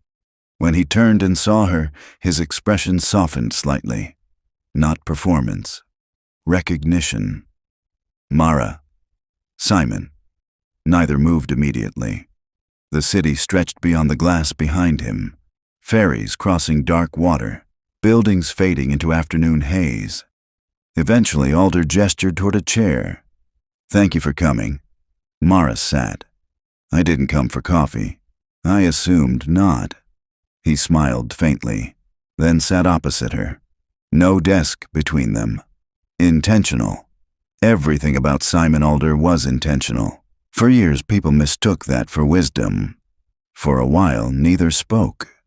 The silence felt strange, not hostile, almost sad, like two people meeting at the scene of a long-ago mistake. Finally, Mara broke it. How many long-term placements exist? Alder looked at her steadily. Dozens. Not denial, not deflection. Answer. Mara felt irritation immediately. You admit it that easily. I'm too old to waste time pretending. His honesty unsettled her more than deception would have. People disappeared. Yes. You destabilized identities. Yes. You manipulated grieving families. Alder tilted his head slightly. That depends on your definition of manipulation. Mara almost laughed. There it is. There what is? The academic escape hatch. Alder smiled faintly. You always did hate euphemisms. No, I hate rationalization. The smile faded. For the first time, genuine fatigue appeared in his face. Not public fatigue. Private fatigue. The kind nobody sees. Alder set his tea down carefully, then folded his hands. Do you know why I started the company? Mara stayed silent. Not because she cared, because she already knew he would answer anyway. My wife died. Not dramatic, just fact. The room remained quiet. She had early onset Alzheimer's. Mara blinked once. That part she hadn't known. Alder looked out toward the water. Everyone talks about death like it arrives all at once.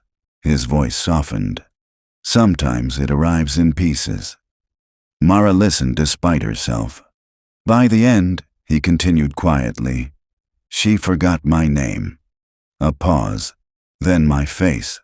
Another pause. She looked at me like I was an intruder. The office felt smaller suddenly. Alder looked down at his hands. For 3 years I watched someone disappear before dying. Mara said nothing, because there was nothing useful to say. Grief did not become less true, because someone later built an empire from it. Alder looked back at her. After she died, everyone told me to accept loss. His smile carried no humor. Acceptance is a beautiful word when spoken by people who aren't suffering. Mara felt something tighten slightly in her chest. Dangerous territory. Not because he was persuasive, because parts of him were correct. Alder continued. Most grief research assumes pain is meaningful. And you disagree. I think pain is pain. Simple, unadorned. He leaned back slightly. Tell me honestly, Mara. She already disliked where this was heading. How many severe grief cases have you interviewed since leaving? Hundreds. How many threaten suicide? She didn't answer. He already knew. Many. Far too many. Alder nodded slightly. Exactly. Outside, a ferry moved slowly through the harbor. Tiny, against the water. Temporary, like everything. Alder's voice lowered. Do you know what happened during our pilot studies? Mara remained silent. Suicide attempts dropped. A pause. Hospitalizations dropped. Another pause. Complicated grief diagnoses dropped. The words hung between them. Data. Cold. Dangerous. Persuasive. Alder watched her carefully. Not because we cured grief. His eyes seemed older suddenly. Because we interrupted it. Mara leaned forward. By replacing people. No. His answer came instantly. By replacing isolation. For the first time in the conversation, anger entered her voice. You built emotional dependencies intentionally. Yes. The admission landed hard. Alder didn't flinch. Because attachment keeps people alive. That's not therapy. No. His voice remained calm. It's survival. Silence. Long this time. Mara realized something uncomfortable. He wasn't trying to convince her. People trying to persuade usually embellished. Simon Alder was speaking like someone exhausted from repeating a conclusion he'd reached years ago, which somehow felt worse. What about the substitutes? Mara asked. Alder's expression changed. Finally. Regret. Small. Real. They were the mistake. The answer surprised her. You admit that too? Yes, no hesitation. They adapted faster than expected. That's one way to describe identity collapse. Alder nodded once, accepting the criticism, not resisting it. We underestimated emotional transfer. Mara thought of Eli immediately, of Ben, Daniel, whoever else existed inside him. How many lost themselves? Alder looked toward the window again. Too long, which was answer enough. Eventually he spoke quietly, more than should have. The room remained silent. Neither looked away. For the first time all afternoon, Mara saw something human beneath the founder. Not villainy, not genius. A man who had crossed ethical lines gradually enough to stop noticing when they disappeared. Then Alder asked something unexpected. "Have you listened to the support recordings yet?" Mara's pulse shifted. Only slightly. Enough, Alder noticed. Of course he did. "You have," he said softly. She didn't answer. Because she had. Late at night, headphones on, listening to a voice in an anonymous grief forum. A man who somehow knew things about Owen, things that shouldn't have been public, things only family remembered. Alder watched her carefully. Did it help? The question struck harder than accusation. Mara felt irritation immediately. Defense, emotion, danger. "You targeted me." "No." Alder shook his head. "You were never a target." "Then explain it." "I can't." His answer sounded genuine, which made it worse. A long silence followed. Then Alder spoke softly. "Have you ever considered that grief creates patterns independently?" Mara frowned. What does that mean? He hesitated. Rare for him. Then, "Not everything happening around you originated with the company." The sentence landed strangely, incomplete, as if he wanted to say more, or couldn't. Mara stood. The conversation had reached the point where certainty became impossible. She hated those points. Alder remained seated, watching the harbor, watching memory, watching consequences. Who knew? When she reached the door, his voice stopped her. "Mara." She turned. Alder looked older now, not physically, emotionally. A subtle difference. "What?" He held her gaze and asked quietly, "If someone suffering genuinely disappears?" A pause, not rhetorical, not triumphant. A real question. How immoral is the method? For several seconds neither moved. Mara wanted an immediate answer. A clean answer, a satisfying answer.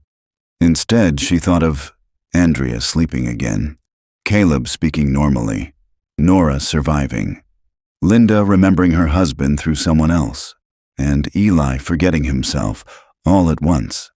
The contradiction hurt, which was probably why it was true. Finally, she said nothing, because for the first time since this investigation began, she wasn't entirely sure. Chapter 10. The Missing Substitute.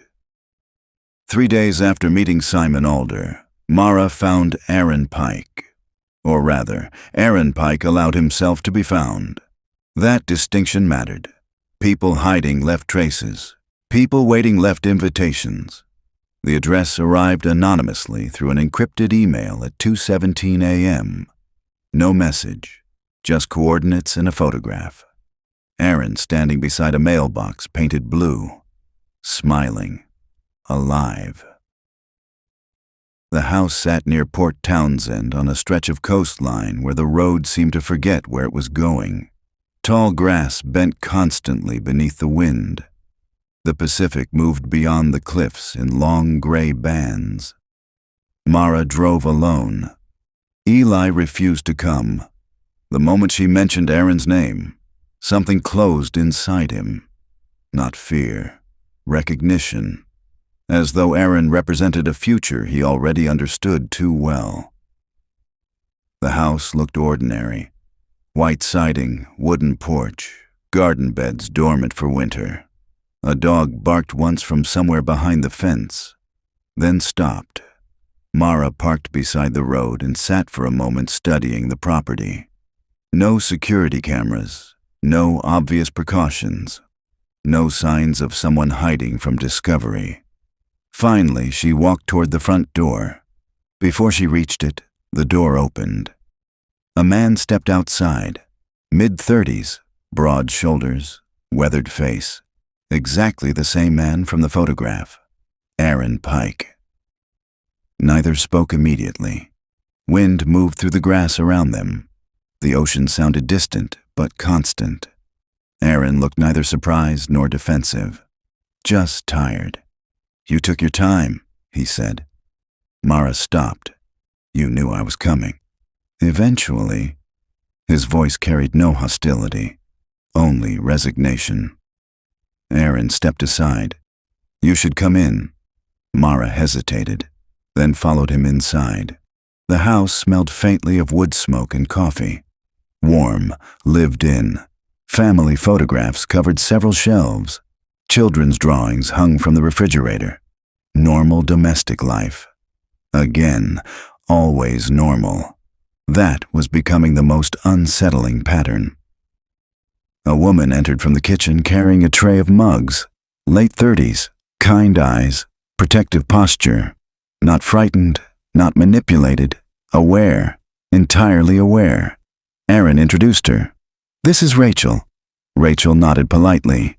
No confusion, no deception. She knew exactly who Mara was. That realization settled heavily. Nobody here was pretending. Nobody. They sat at a dining table overlooking the water. For a while, conversation remained ordinary. Coffee, weather, the drive from Seattle. Then Mara finally stopped circling the issue. "You were listed as a terminated placement." Aaron smiled faintly. "That's what they call it?" "Yes." The smile lingered. Sad now. "Interesting." Rachel folded her hands together. "You want to know why he stayed?" Not a question. Mara nodded. Rachel glanced toward Aaron before continuing. "My husband died 4 years ago." Aaron looked down at his coffee, not avoiding the subject, respecting it.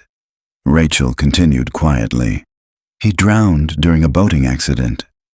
The ocean moved beyond the window behind her, endless and indifferent. I stopped functioning. No drama, no self-pity. Fact. Couldn't sleep. Another pause. Couldn't parent. Mara listened carefully. Rachel wasn't defending herself. She was remembering. The company assigned Aaron. A soft smile touched her face. At first, he just helped. She looked toward the photographs along the wall. School pickups, grocery runs, small things. Mara already knew where the story was heading, and still couldn't stop listening.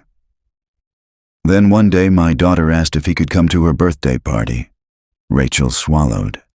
The next month she asked if he could stay for Christmas. The room grew quieter. Wind brushed softly against the windows.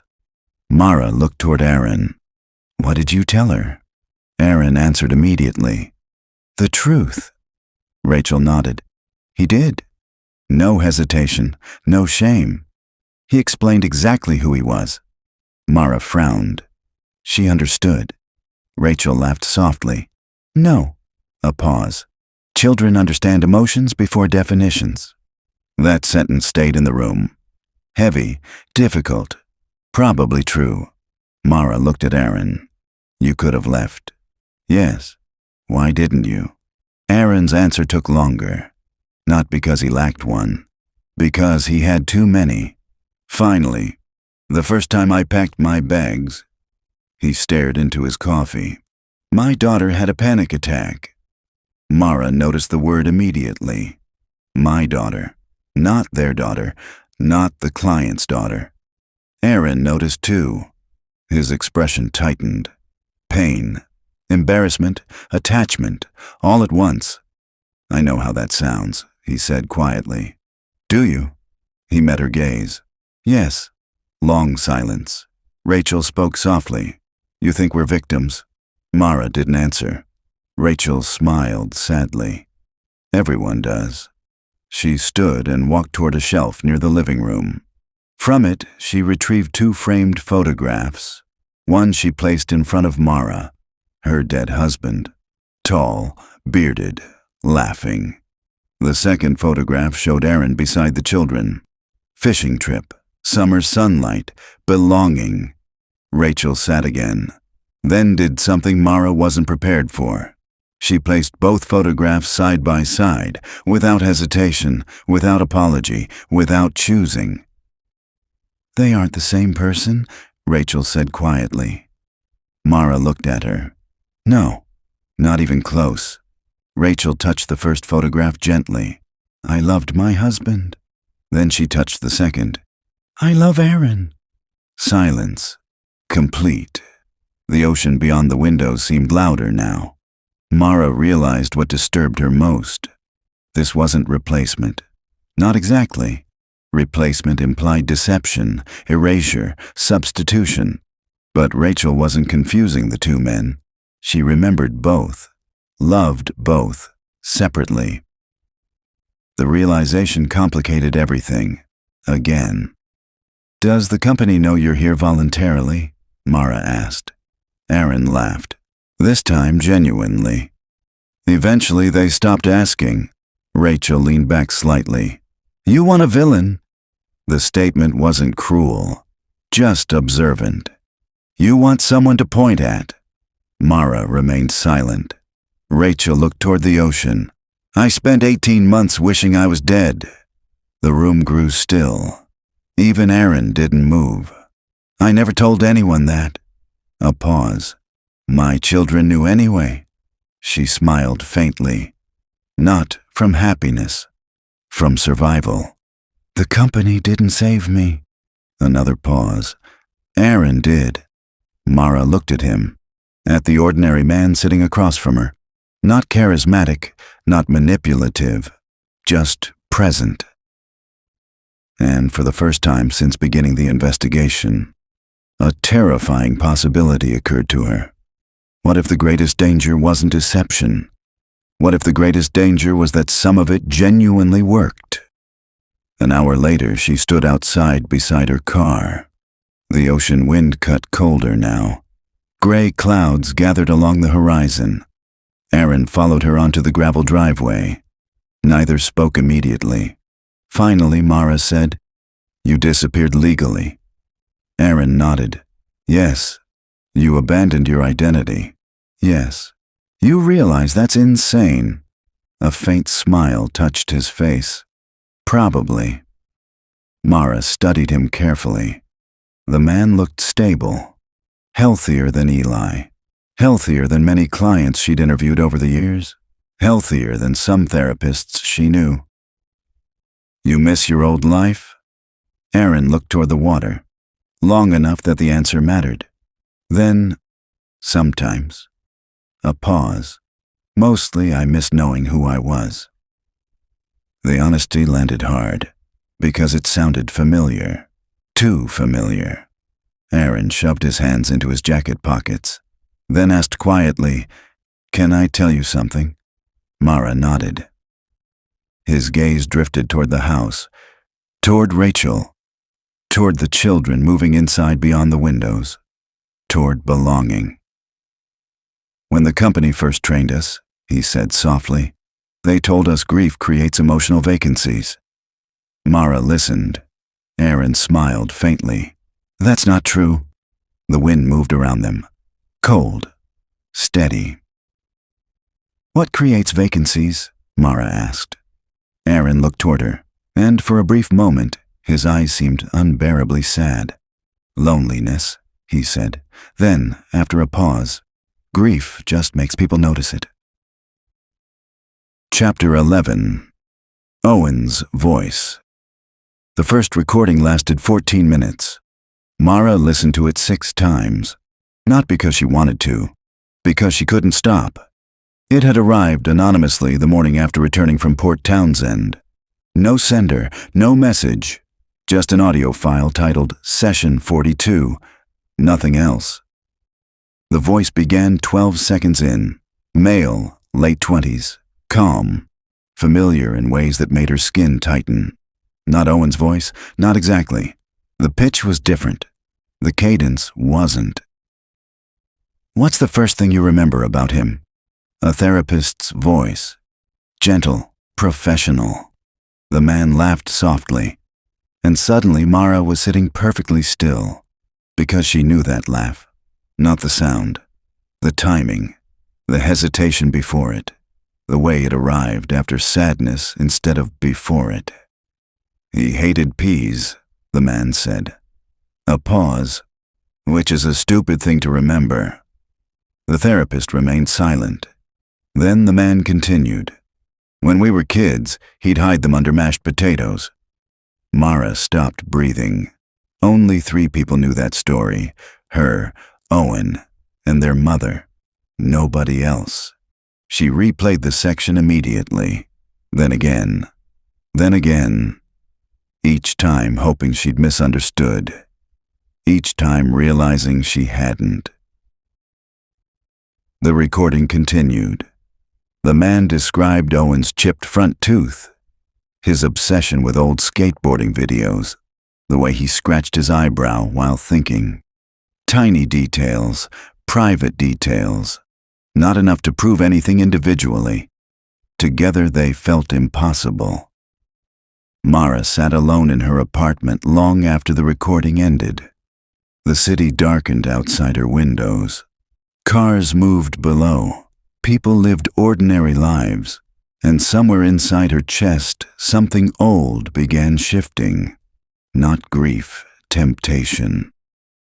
That realization frightened her more than the recording itself, because she knew exactly what the grief exchange did, how it worked, the neurological architecture of emotional substitution. She knew the mechanism, and still, part of her wanted to hear the next file. By midnight, she had listened to all 7 recordings. The man never claimed to be Owen, never once. That was the worst part. No manipulation, no impersonation, no dramatic reveal, just stories, memories, questions. The therapist spoke little, mostly listened. The sessions focused on grief support, loss, addiction, family estrangement. Session 46 broke her. The therapist asked, "What's the hardest memory?" Long silence followed. Almost a minute. Then the man answered quietly, "The last phone call." Mara froze. The therapist waited. He asked if I could come over. The voice sounded smaller now, more vulnerable. I told him I was busy. A pause. I wasn't. Mara closed her eyes. Because that happened. Exactly. Word for word. Owen had called 3 nights before his overdose, asked her to visit, said he wanted to talk. She told him she had work. She didn't. The guilt lived inside her differently than grief. Sharper, more organized. Grief mourned, guilt archived. The recording continued. "Do you blame yourself?" The therapist's question. Another long silence. Then, every day. Mara removed the headphones immediately. The apartment felt too quiet, too close. She walked into the kitchen, opened the refrigerator, closed it again, walked to the window, returned. Her body moved while her thoughts lagged behind. Because one question kept returning, over and over. Who was speaking? Not Owen. Impossible. Not a random substitute either. The details were too precise, too intimate, too specific. Someone had access to information they shouldn't possess. Or a darker possibility emerged, one she hated immediately. What if she had shared those details herself? Support groups, interviews, casual conversations over years, tiny fragments. People underestimated how much of themselves leaked into the world. Memory wasn't a vault. It was a trail. Her phone rang. "Eli." She answered instantly. "Tell me you didn't send those recordings." Silence. Then, "I was hoping you'd call." Mara felt anger rise immediately. "Who is he?" No answer. "Eli." Finally, "I don't know." The honesty stopped her. "What do you mean you don't know?" Eli sounded exhausted. More exhausted than usual, which was saying something. "The support sessions are anonymous." A pause. "Always have been." "Someone knows things about Owen." "I know." "You've heard them?" Another pause. "Too long." "Yes." Mara gripped the phone tighter. "Then explain it." "I can't." Same answer Simon Alder gave. Frustration flared instantly. "Everybody keeps saying that." Eli sighed. Mara heard traffic in the background. "Water too. Maybe the ferry docks." Then he said quietly, "Because it gets worse." The words settled heavily. Mara looked out the apartment window. Dark city. Distant lights. Reflection staring back at her. "Worse how?" Long silence. Then, "You're not the only one." Something cold moved through her. "What?" "I've heard other recordings." His voice dropped. "Parents hearing dead children." A pause. "Widowers hearing private conversations." Another pause. "People recognizing memories nobody should know." Mara felt her pulse quicken. "How?" "I don't know." The answer sounded genuine. Terrifyingly genuine. For several seconds, neither spoke.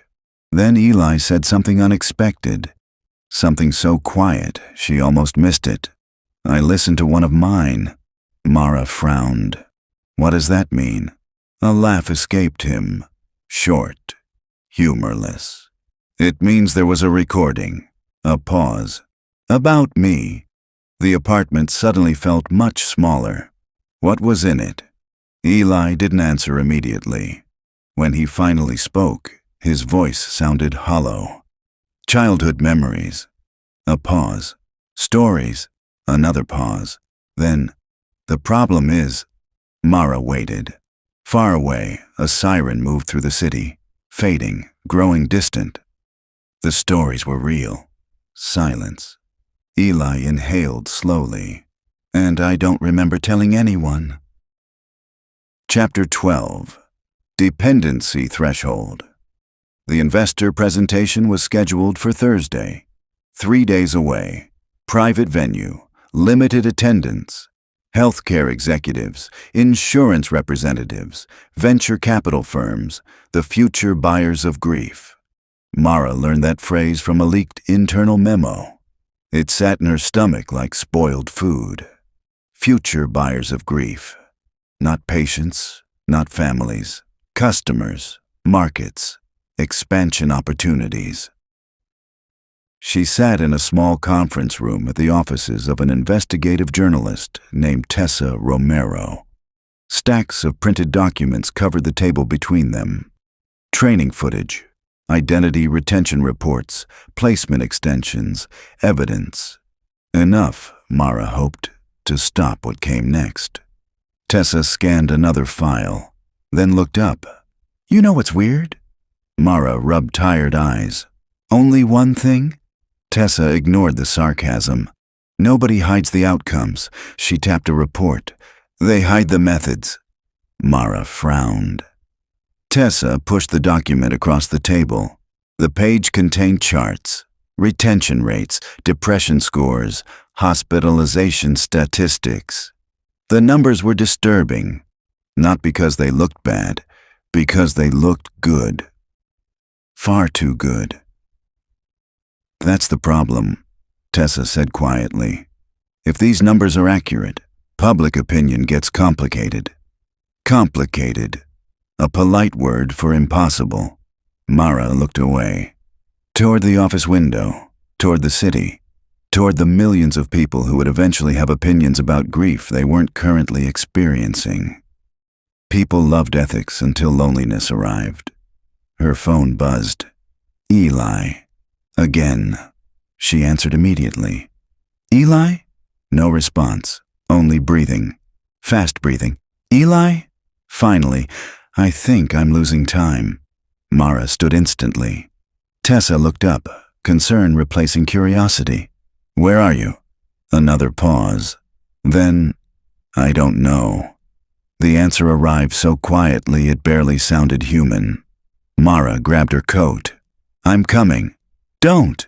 Too late. She was already moving. The call ended before she reached the elevator. An hour later, she found him near the Bainbridge ferry terminal. Not difficult. He'd texted a photograph accidentally, or intentionally. Mara couldn't tell anymore. The image showed water, a bench, a ferry schedule sign. When she arrived, Eli sat exactly where the photo suggested, motionless, hands shoved deep inside his jacket, watching boats move through gray afternoon light. For several seconds she simply looked at him. Something had changed. Not physically, emotionally. The instability she'd sensed for weeks now sat openly on the surface, like exhaustion finally abandoning its disguise. Eli. He looked up. Recognition appeared. Then hesitation. Then recognition again. The sequence terrified her. You okay? A small laugh escaped him. No. He gestured toward the water. You know what I was doing? Mara sat beside him. What? I spent 20 minutes trying to remember whether I liked ferries before this job. The wind moved cold across the harbor. Neither spoke.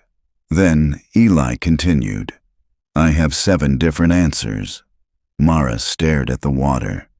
Ferry assignments. Nora's warning returned immediately. Tell me. Eli nodded slowly. Most long-term placements happen near the ferry routes. Why? He smiled weakly. Isolation. A pause. Families separated by water adapt differently. The answer felt researched, repeated. Company language. Then his voice softened. Also because people leave. Mara waited. The ferries create departures. He stared toward a vessel slowly approaching the dock. Every goodbye feels temporary. The sentence sounded personal, not clinical.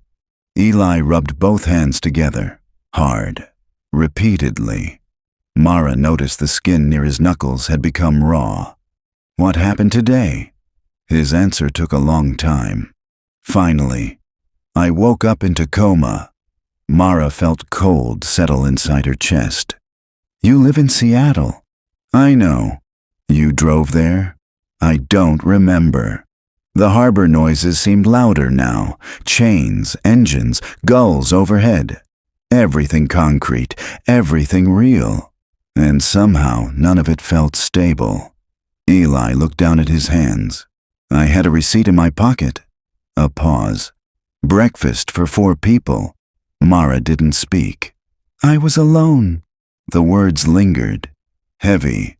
Then, I knew everybody's order. Mara closed her eyes briefly.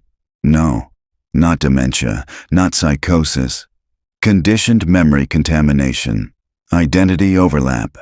Human attachment pushed beyond sustainable limits. The thing she'd warned about years ago. The thing nobody wanted to hear. Eli laughed again. A brittle sound. Want to know something funny? No. Me neither. The smile vanished. Then, very quietly, I think I miss children that never existed. Mara turned toward him. His eyes looked wet. Not crying. Close. That's not possible. I know. His voice cracked. Just once. But it feels possible. The ferry arrived. Engines rumbling beneath the dock. People began disembarking. Families, tourists, commuters. Normal life moving around abnormal suffering. Nobody noticed. Nobody ever noticed. Eli watched them carefully. Then pointed. A woman holding a little girl's hand. I know her. Mara followed his gaze. Who is she? Long silence. Then, I don't know. A pause, but I know she likes vanilla coffee. The words chilled her. Because he sounded sincere. Not confused, certain.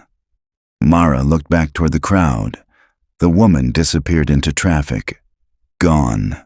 Eli leaned forward, head in hands now. When nobody remembers who you were, his voice came muffled. How long do you stay that person? The question wasn't rhetorical. Mara recognized that immediately. He was asking for help, not philosophical help, practical help, identity help. The kind no therapist had been trained for. The kind no company wanted documented. Her phone buzzed again. Tessa. One message. I found the investor deck. They're going national. Attached. A presentation slide. Mara opened it. The title alone made her stomach drop. Project Continuity. Below it, target expansion, 50,000 families within 5 years, and beneath that, attachment threshold predictability now exceeds 82%. Mara stared at the number. 82%. Not treatment, not grief counseling. Prediction. Optimization. Human attachment reduced to measurable outcomes. Beside her, Eli slowly lowered his hands. Then he whispered something that nearly disappeared beneath the sound of the water. Something so quiet, she almost missed it. I think they know exactly what's happening to me. And for the first time, Mara realized they probably did. Chapter 13. The Collapse Interview. The hearing wasn't supposed to become public. That was the original plan. A closed inquiry, limited attendance, controlled testimony, a chance for regulators to quietly examine the grief exchange before the investor rollout proceeded. Then somebody leaked the agenda. By Wednesday morning, reporters filled the back rows, cameras waited outside, and grief became a spectacle. Mara hated every second of it, not because attention was dangerous, because pain changed shape under observation. People performed certainty when audiences appeared. The hearing occupied a municipal conference center overlooking downtown Seattle. Neutral walls, bad coffee, artificial lighting that made everyone look exhausted. Perfect setting for moral ambiguity. Tessa sat 3 rows behind Mara. Notebook open, phone recording, already preparing for whatever happened next. Across the room sat representatives from the grief exchange, lawyers, clinical advisors, communication specialists. Simon Alder remained absent. Not surprising. Founders rarely attended battles they believed had already been decided. The first testimony went exactly as expected. Ethics experts, behavioral psychologists, legal analysts. Words filled the room. Consent, manipulation, autonomy, dependency, important concepts. None of them felt alive. Because nobody in the room was grieving. Then Andrea Mercer arrived. And everything changed. Mara recognized her immediately. Same composed posture, same careful emotional control, but she looked more tired than before. The hearing room swallowed her as she walked toward the witness table. Not physically, emotionally. One grieving mother surrounded by institutions. The moderator adjusted a microphone, asked routine questions, confirmed identity, procedure. Then finally, Mrs. Mercer, can you describe your experience with the grief exchange? The room grew still. Andrea folded her hands together, looked briefly toward the audience, then began. My daughter died 10 months ago. Silence. No one interrupted. After the funeral, people kept bringing food. A faint smile, sad, distant. Then eventually they stopped. The hearing room remained perfectly quiet. Everyone talks about the first week. A pause. They don't talk about month 6. Several reporters lowered their eyes, because grief sounded different when spoken by someone still carrying it. Andrea continued. My son stopped speaking normally. Another pause. I stopped sleeping. Her fingers tightened slightly together. I started forgetting things. Mara felt tension building carefully around the room. Not outrage, recognition. The most dangerous emotion in public testimony. Andrea looked toward the panel. Then someone helped. No apology, no defensiveness, just fact. A regulator leaned forward. Do you mean the substitute? Andrea nodded. Yes. The regulator glanced toward notes. Did you understand the nature of the arrangement? Eventually. And once you understood. Andrea hesitated. Long enough to matter. Then, I asked him to stay. The room shifted. Almost physically. Mara felt it. The narrative had cracked. The expected victim refused victimhood. That complicated everything. The questioning continued. Did you feel emotionally manipulated? Andrea looked genuinely puzzled. No. Misled. No. Dependent. Long pause. Then, probably. Honesty landed harder than denial. The regulator adjusted his glasses. Do you consider dependency healthy? Andrea smiled sadly. I considered staying alive healthy. The sentence spread through the room like smoke. No one spoke immediately. No one knew how. Because moral framework sounded different besides survival. Mara watched carefully. Not the audience, not the panel. Andrea. Something underneath her answers felt strained. Not false. Incomplete. Like someone protecting fragile architecture. Then the moderator unexpectedly turned toward Mara. Ms. Vale. The room shifted again. You conducted independent investigations into these practices. Mara nodded. Yes. Would you like to respond? She hadn't planned to speak yet, but suddenly every eye in the room belonged to her. Waiting. Mara stood slowly. The microphone felt colder than expected. For several seconds she simply looked at Andrea. The woman she'd come to understand. The woman she disagreed with. The woman she couldn't dismiss. Finally, Mara spoke. What happens when he leaves? The question landed heavily. Andrea blinked once. Not prepared for that. Good. Mara continued quietly. Not today. A pause. Not next month. Another pause. What happens 5 years from now? The room remained silent. Mara's voice softened. When attachment becomes identity. Andrea looked away. Just briefly. But Mara saw it. Fear. Not of exposure. Of the future. Mara stepped closer to the microphone. What happens when grief returns? The question hung there. Dangerous. Unanswered. Andrea remained silent for several seconds. Then finally looked directly at Mara. And said something nobody expected. Something that changed the room entirely. You want my grief back.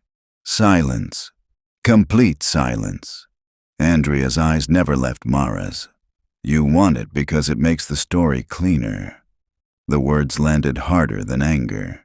Because they weren't entirely wrong. Andrea stood slowly. Not dramatic. Not emotional. Just tired. You look at people like me and see evidence. A pause. I see my daughter. The hearing room disappeared around Mara for a moment. Not literally. Emotionally. Because Owen surfaced again. Not memory. Absence. The shape of it. Andrea continued quietly. You think truth heals. Another pause. What if it doesn't? Nobody moved.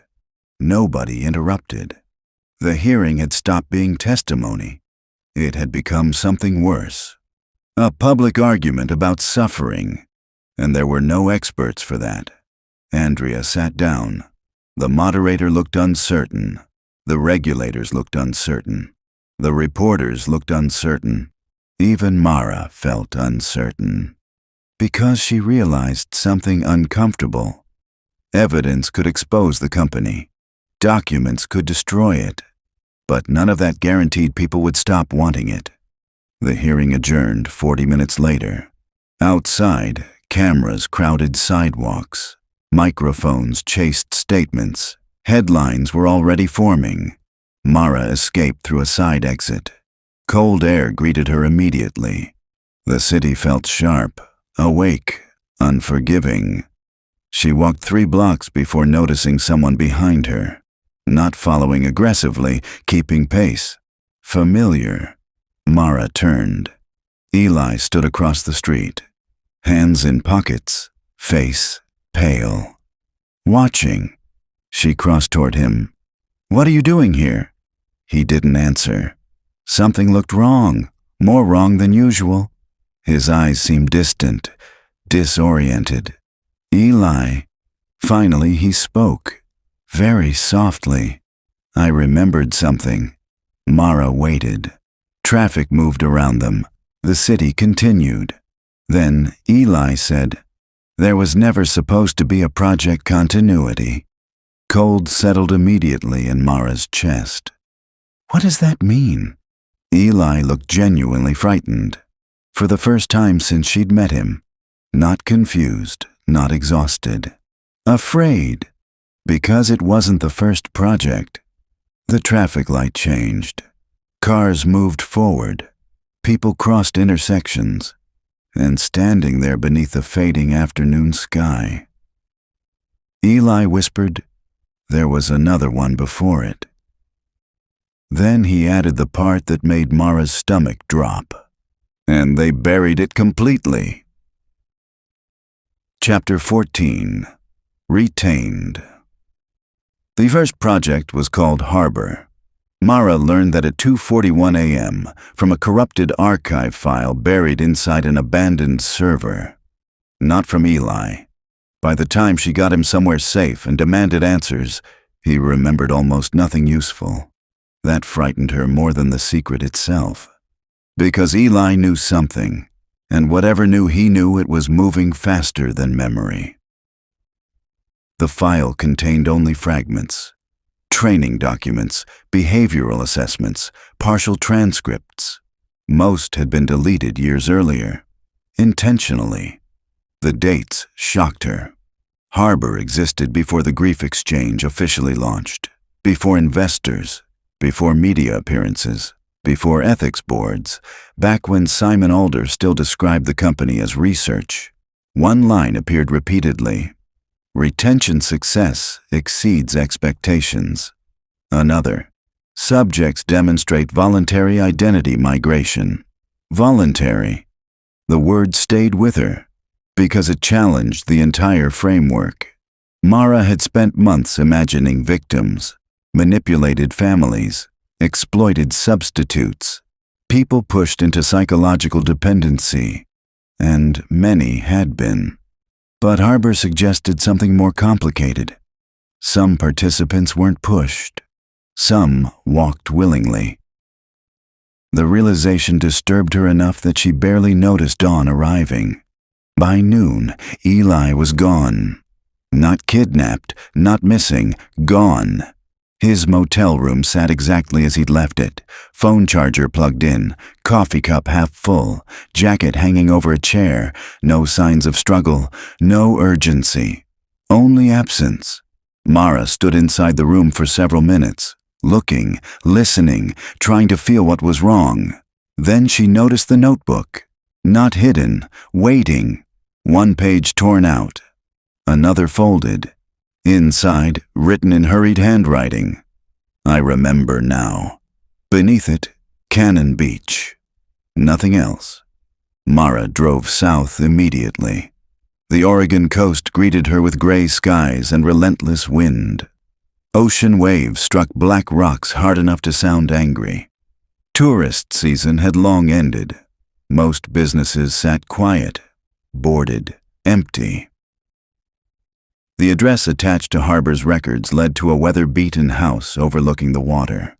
Large windows, faded paint, isolation. The kind of place people chose when they wanted fewer reminders. Mara parked, walked toward the house, stopped. A child's bicycle sat near the porch, small, blue, rust beginning around the chain.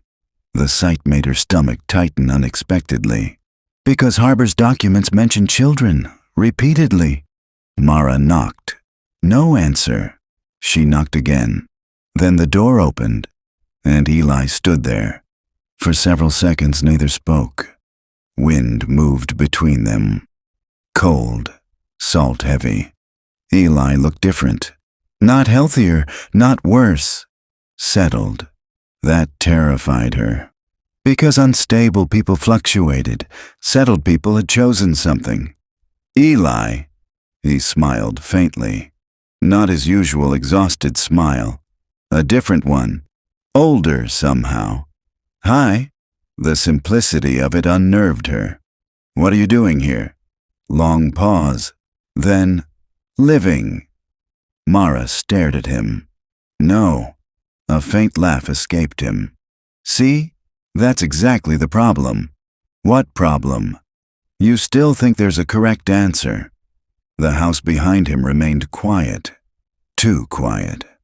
Mara looked past him. Family photographs lined the hallway. Children, birthdays, beach trips. The same pattern. Again. Always. Whose house is this? Eli hesitated. Then, mine. The answer hit like a physical blow. No, that's what I mean. His voice remained calm. You hear that word and immediately reject it. Mara stepped forward. Eli, this isn't your family. His expression changed. Not anger. Pain. A deep private pain she'd never seen before. They aren't? The question arrived quietly, and somehow that made it worse, because he genuinely didn't know how to answer it anymore. A woman appeared in the hallway behind him. Early 40s, kind face, protective posture. Familiar. Not because Mara knew her, because she'd met versions of her repeatedly. People holding emotional structures together with both hands. The woman looked nervous, not deceptive. Afraid. Is everything okay? Eli glanced back. The movement happened automatically. Domestic, comforting. The woman relaxed immediately. Mara saw it. The attachment, the trust, the relief. Real, entirely real. Not fabricated. The woman stepped forward. We're not hurting him. Mara looked at her. I didn't say you were. No. A pause. But everyone always assumes that. The sentence echoed Aaron's family almost exactly. Different people, same defense, patterns. The ocean crashed somewhere below the cliffs. Eli rubbed his hands together slowly. A familiar stress behavior. Still there, still Eli. Maybe. You remembered Harbor. He nodded. Pieces. What happened here? Long silence. Then, people stayed. Mara waited. After assignments ended. Another pause. Some never left. The wind pressed against the house. The woman lowered her eyes. Eli continued. At first, everyone thought it was attachment disorder. His voice sounded distant now. Memory surfacing. Then researchers realized something. What? Eli looked directly at her. Some people felt better inside borrowed lives. The sentence settled heavily. Mara hated it immediately. Not because it was false, because she believed it. Eli gestured toward the ocean. You know how grief works? No. A small smile. Exactly. He looked tired suddenly, not physically, existentially. We act like identity is permanent. A pause. But most people are collections. Mara remained silent. Eli stared toward the horizon. Parents. A pause. Partners. Another. Friends. His voice softened. We become different versions constantly. The ocean moved endlessly behind him. What if this is just another version? Mara felt frustration rising. No. Why not? Because it isn't yours. For the first time, genuine anger appeared in Eli's face. Small, controlled, but real. How would you know? The question stopped her. Not because she lacked arguments, because she lacked certainty. Eli stepped onto the porch. Closer now. You keep talking about authenticity. His voice shook slightly. But authentic compared to what? Silence. Wind. The smell of salt water. Then very quietly. I don't remember who I was before. The confession hollowed something inside her. Not because it was dramatic, because it sounded honest. Painfully honest. The woman touched Eli's arm gently. A tiny gesture. Instinctive. Protective. And Eli relaxed immediately. Mara saw that too. Dependency. Comfort. Love. Maybe all three. Then Eli looked at her one last time. Eyes wet now. Not crying. Close. And asked, if leaving makes me worse. A pause. Why is staying wrong? The question followed Mara all the way back to Seattle. Because for the first time since the investigation began, she couldn't answer it. Chapter 15. The Shape of Absence. The collapse began quietly. Not with arrests, not with raids, not with dramatic revelations broadcast across every screen in America. Systems like the Grief Exchange didn't fall that way. They unraveled through trust. And trust, Mara learned, was far more fragile than secrecy. Tessa's investigation published first. Then 3 more outlets followed. Then national media. Training footage surfaced. Retention facilities surfaced. Internal projections surfaced. Project continuity surfaced. Families denied involvement. Families admitted involvement. Former substitutes spoke publicly. Others disappeared from public view entirely. The country split almost immediately. One side called it exploitation. The other called it mercy. Neither side seemed fully wrong. That was the problem. Congressional hearings followed, lawsuits, licensing reviews, emergency injunctions. Within 6 months, the Grief Exchange ceased operating officially. Its offices closed, its assets froze, its executives scattered into legal proceedings and private silence. Simon Alder never appeared on television, never issued a grand defense, never wrote a manifesto. The last time Mara saw him was during a deposition. He looked older, smaller, not defeated, simply tired, as though he had spent years carrying a question nobody could answer. When the session ended, he gathered his papers slowly, then paused beside Mara. For a moment, neither spoke. Finally, Alder asked, "Did exposing us help?" The question carried no accusation, only curiosity. Mara looked at him, at the man who had harmed people, helped people, manipulated people, saved people, sometimes simultaneously. I don't know. Alder nodded once, then left. Neither saw the other again. Months passed. Winter became spring. Spring became summer. The city continued, as cities always do. Mara returned to ordinary work, insurance investigations, interviews routine, at least externally. Internally, things felt different. Because exposing the company hadn't restored certainty, it had removed it. She no longer viewed grief the same way, or memory, or identity. especially identity. Sometimes she caught herself searching crowds for Eli, not intentionally. A face at a ferry terminal, a voice inside a coffee shop, a posture crossing the street. Always wrong, always almost. No confirmed sightings emerged after Cannon Beach. No verified records. No evidence. Only stories. A man helping coach Little League in Oregon. A volunteer at a hospice center in Montana. A substitute teacher in Idaho. Every story different. Every description plausible. Mara stopped chasing them eventually. Not because she stopped caring. Because she realized something uncomfortable. Maybe Eli no longer existed in the way she meant. And maybe he hadn't for years. One October evening, nearly 11 months after the company's collapse, Mara attended a grief support group. Not professionally. Personally. That distinction still felt strange. The group met in a community center near the waterfront. Smaller than the church sessions, quieter. 12 chairs arranged in a circle. Coffee, cookies, awkward introductions. Normal. Human. For most of the evening, Mara listened. A widower describing loneliness. A mother describing anniversaries. A teenager describing guilt.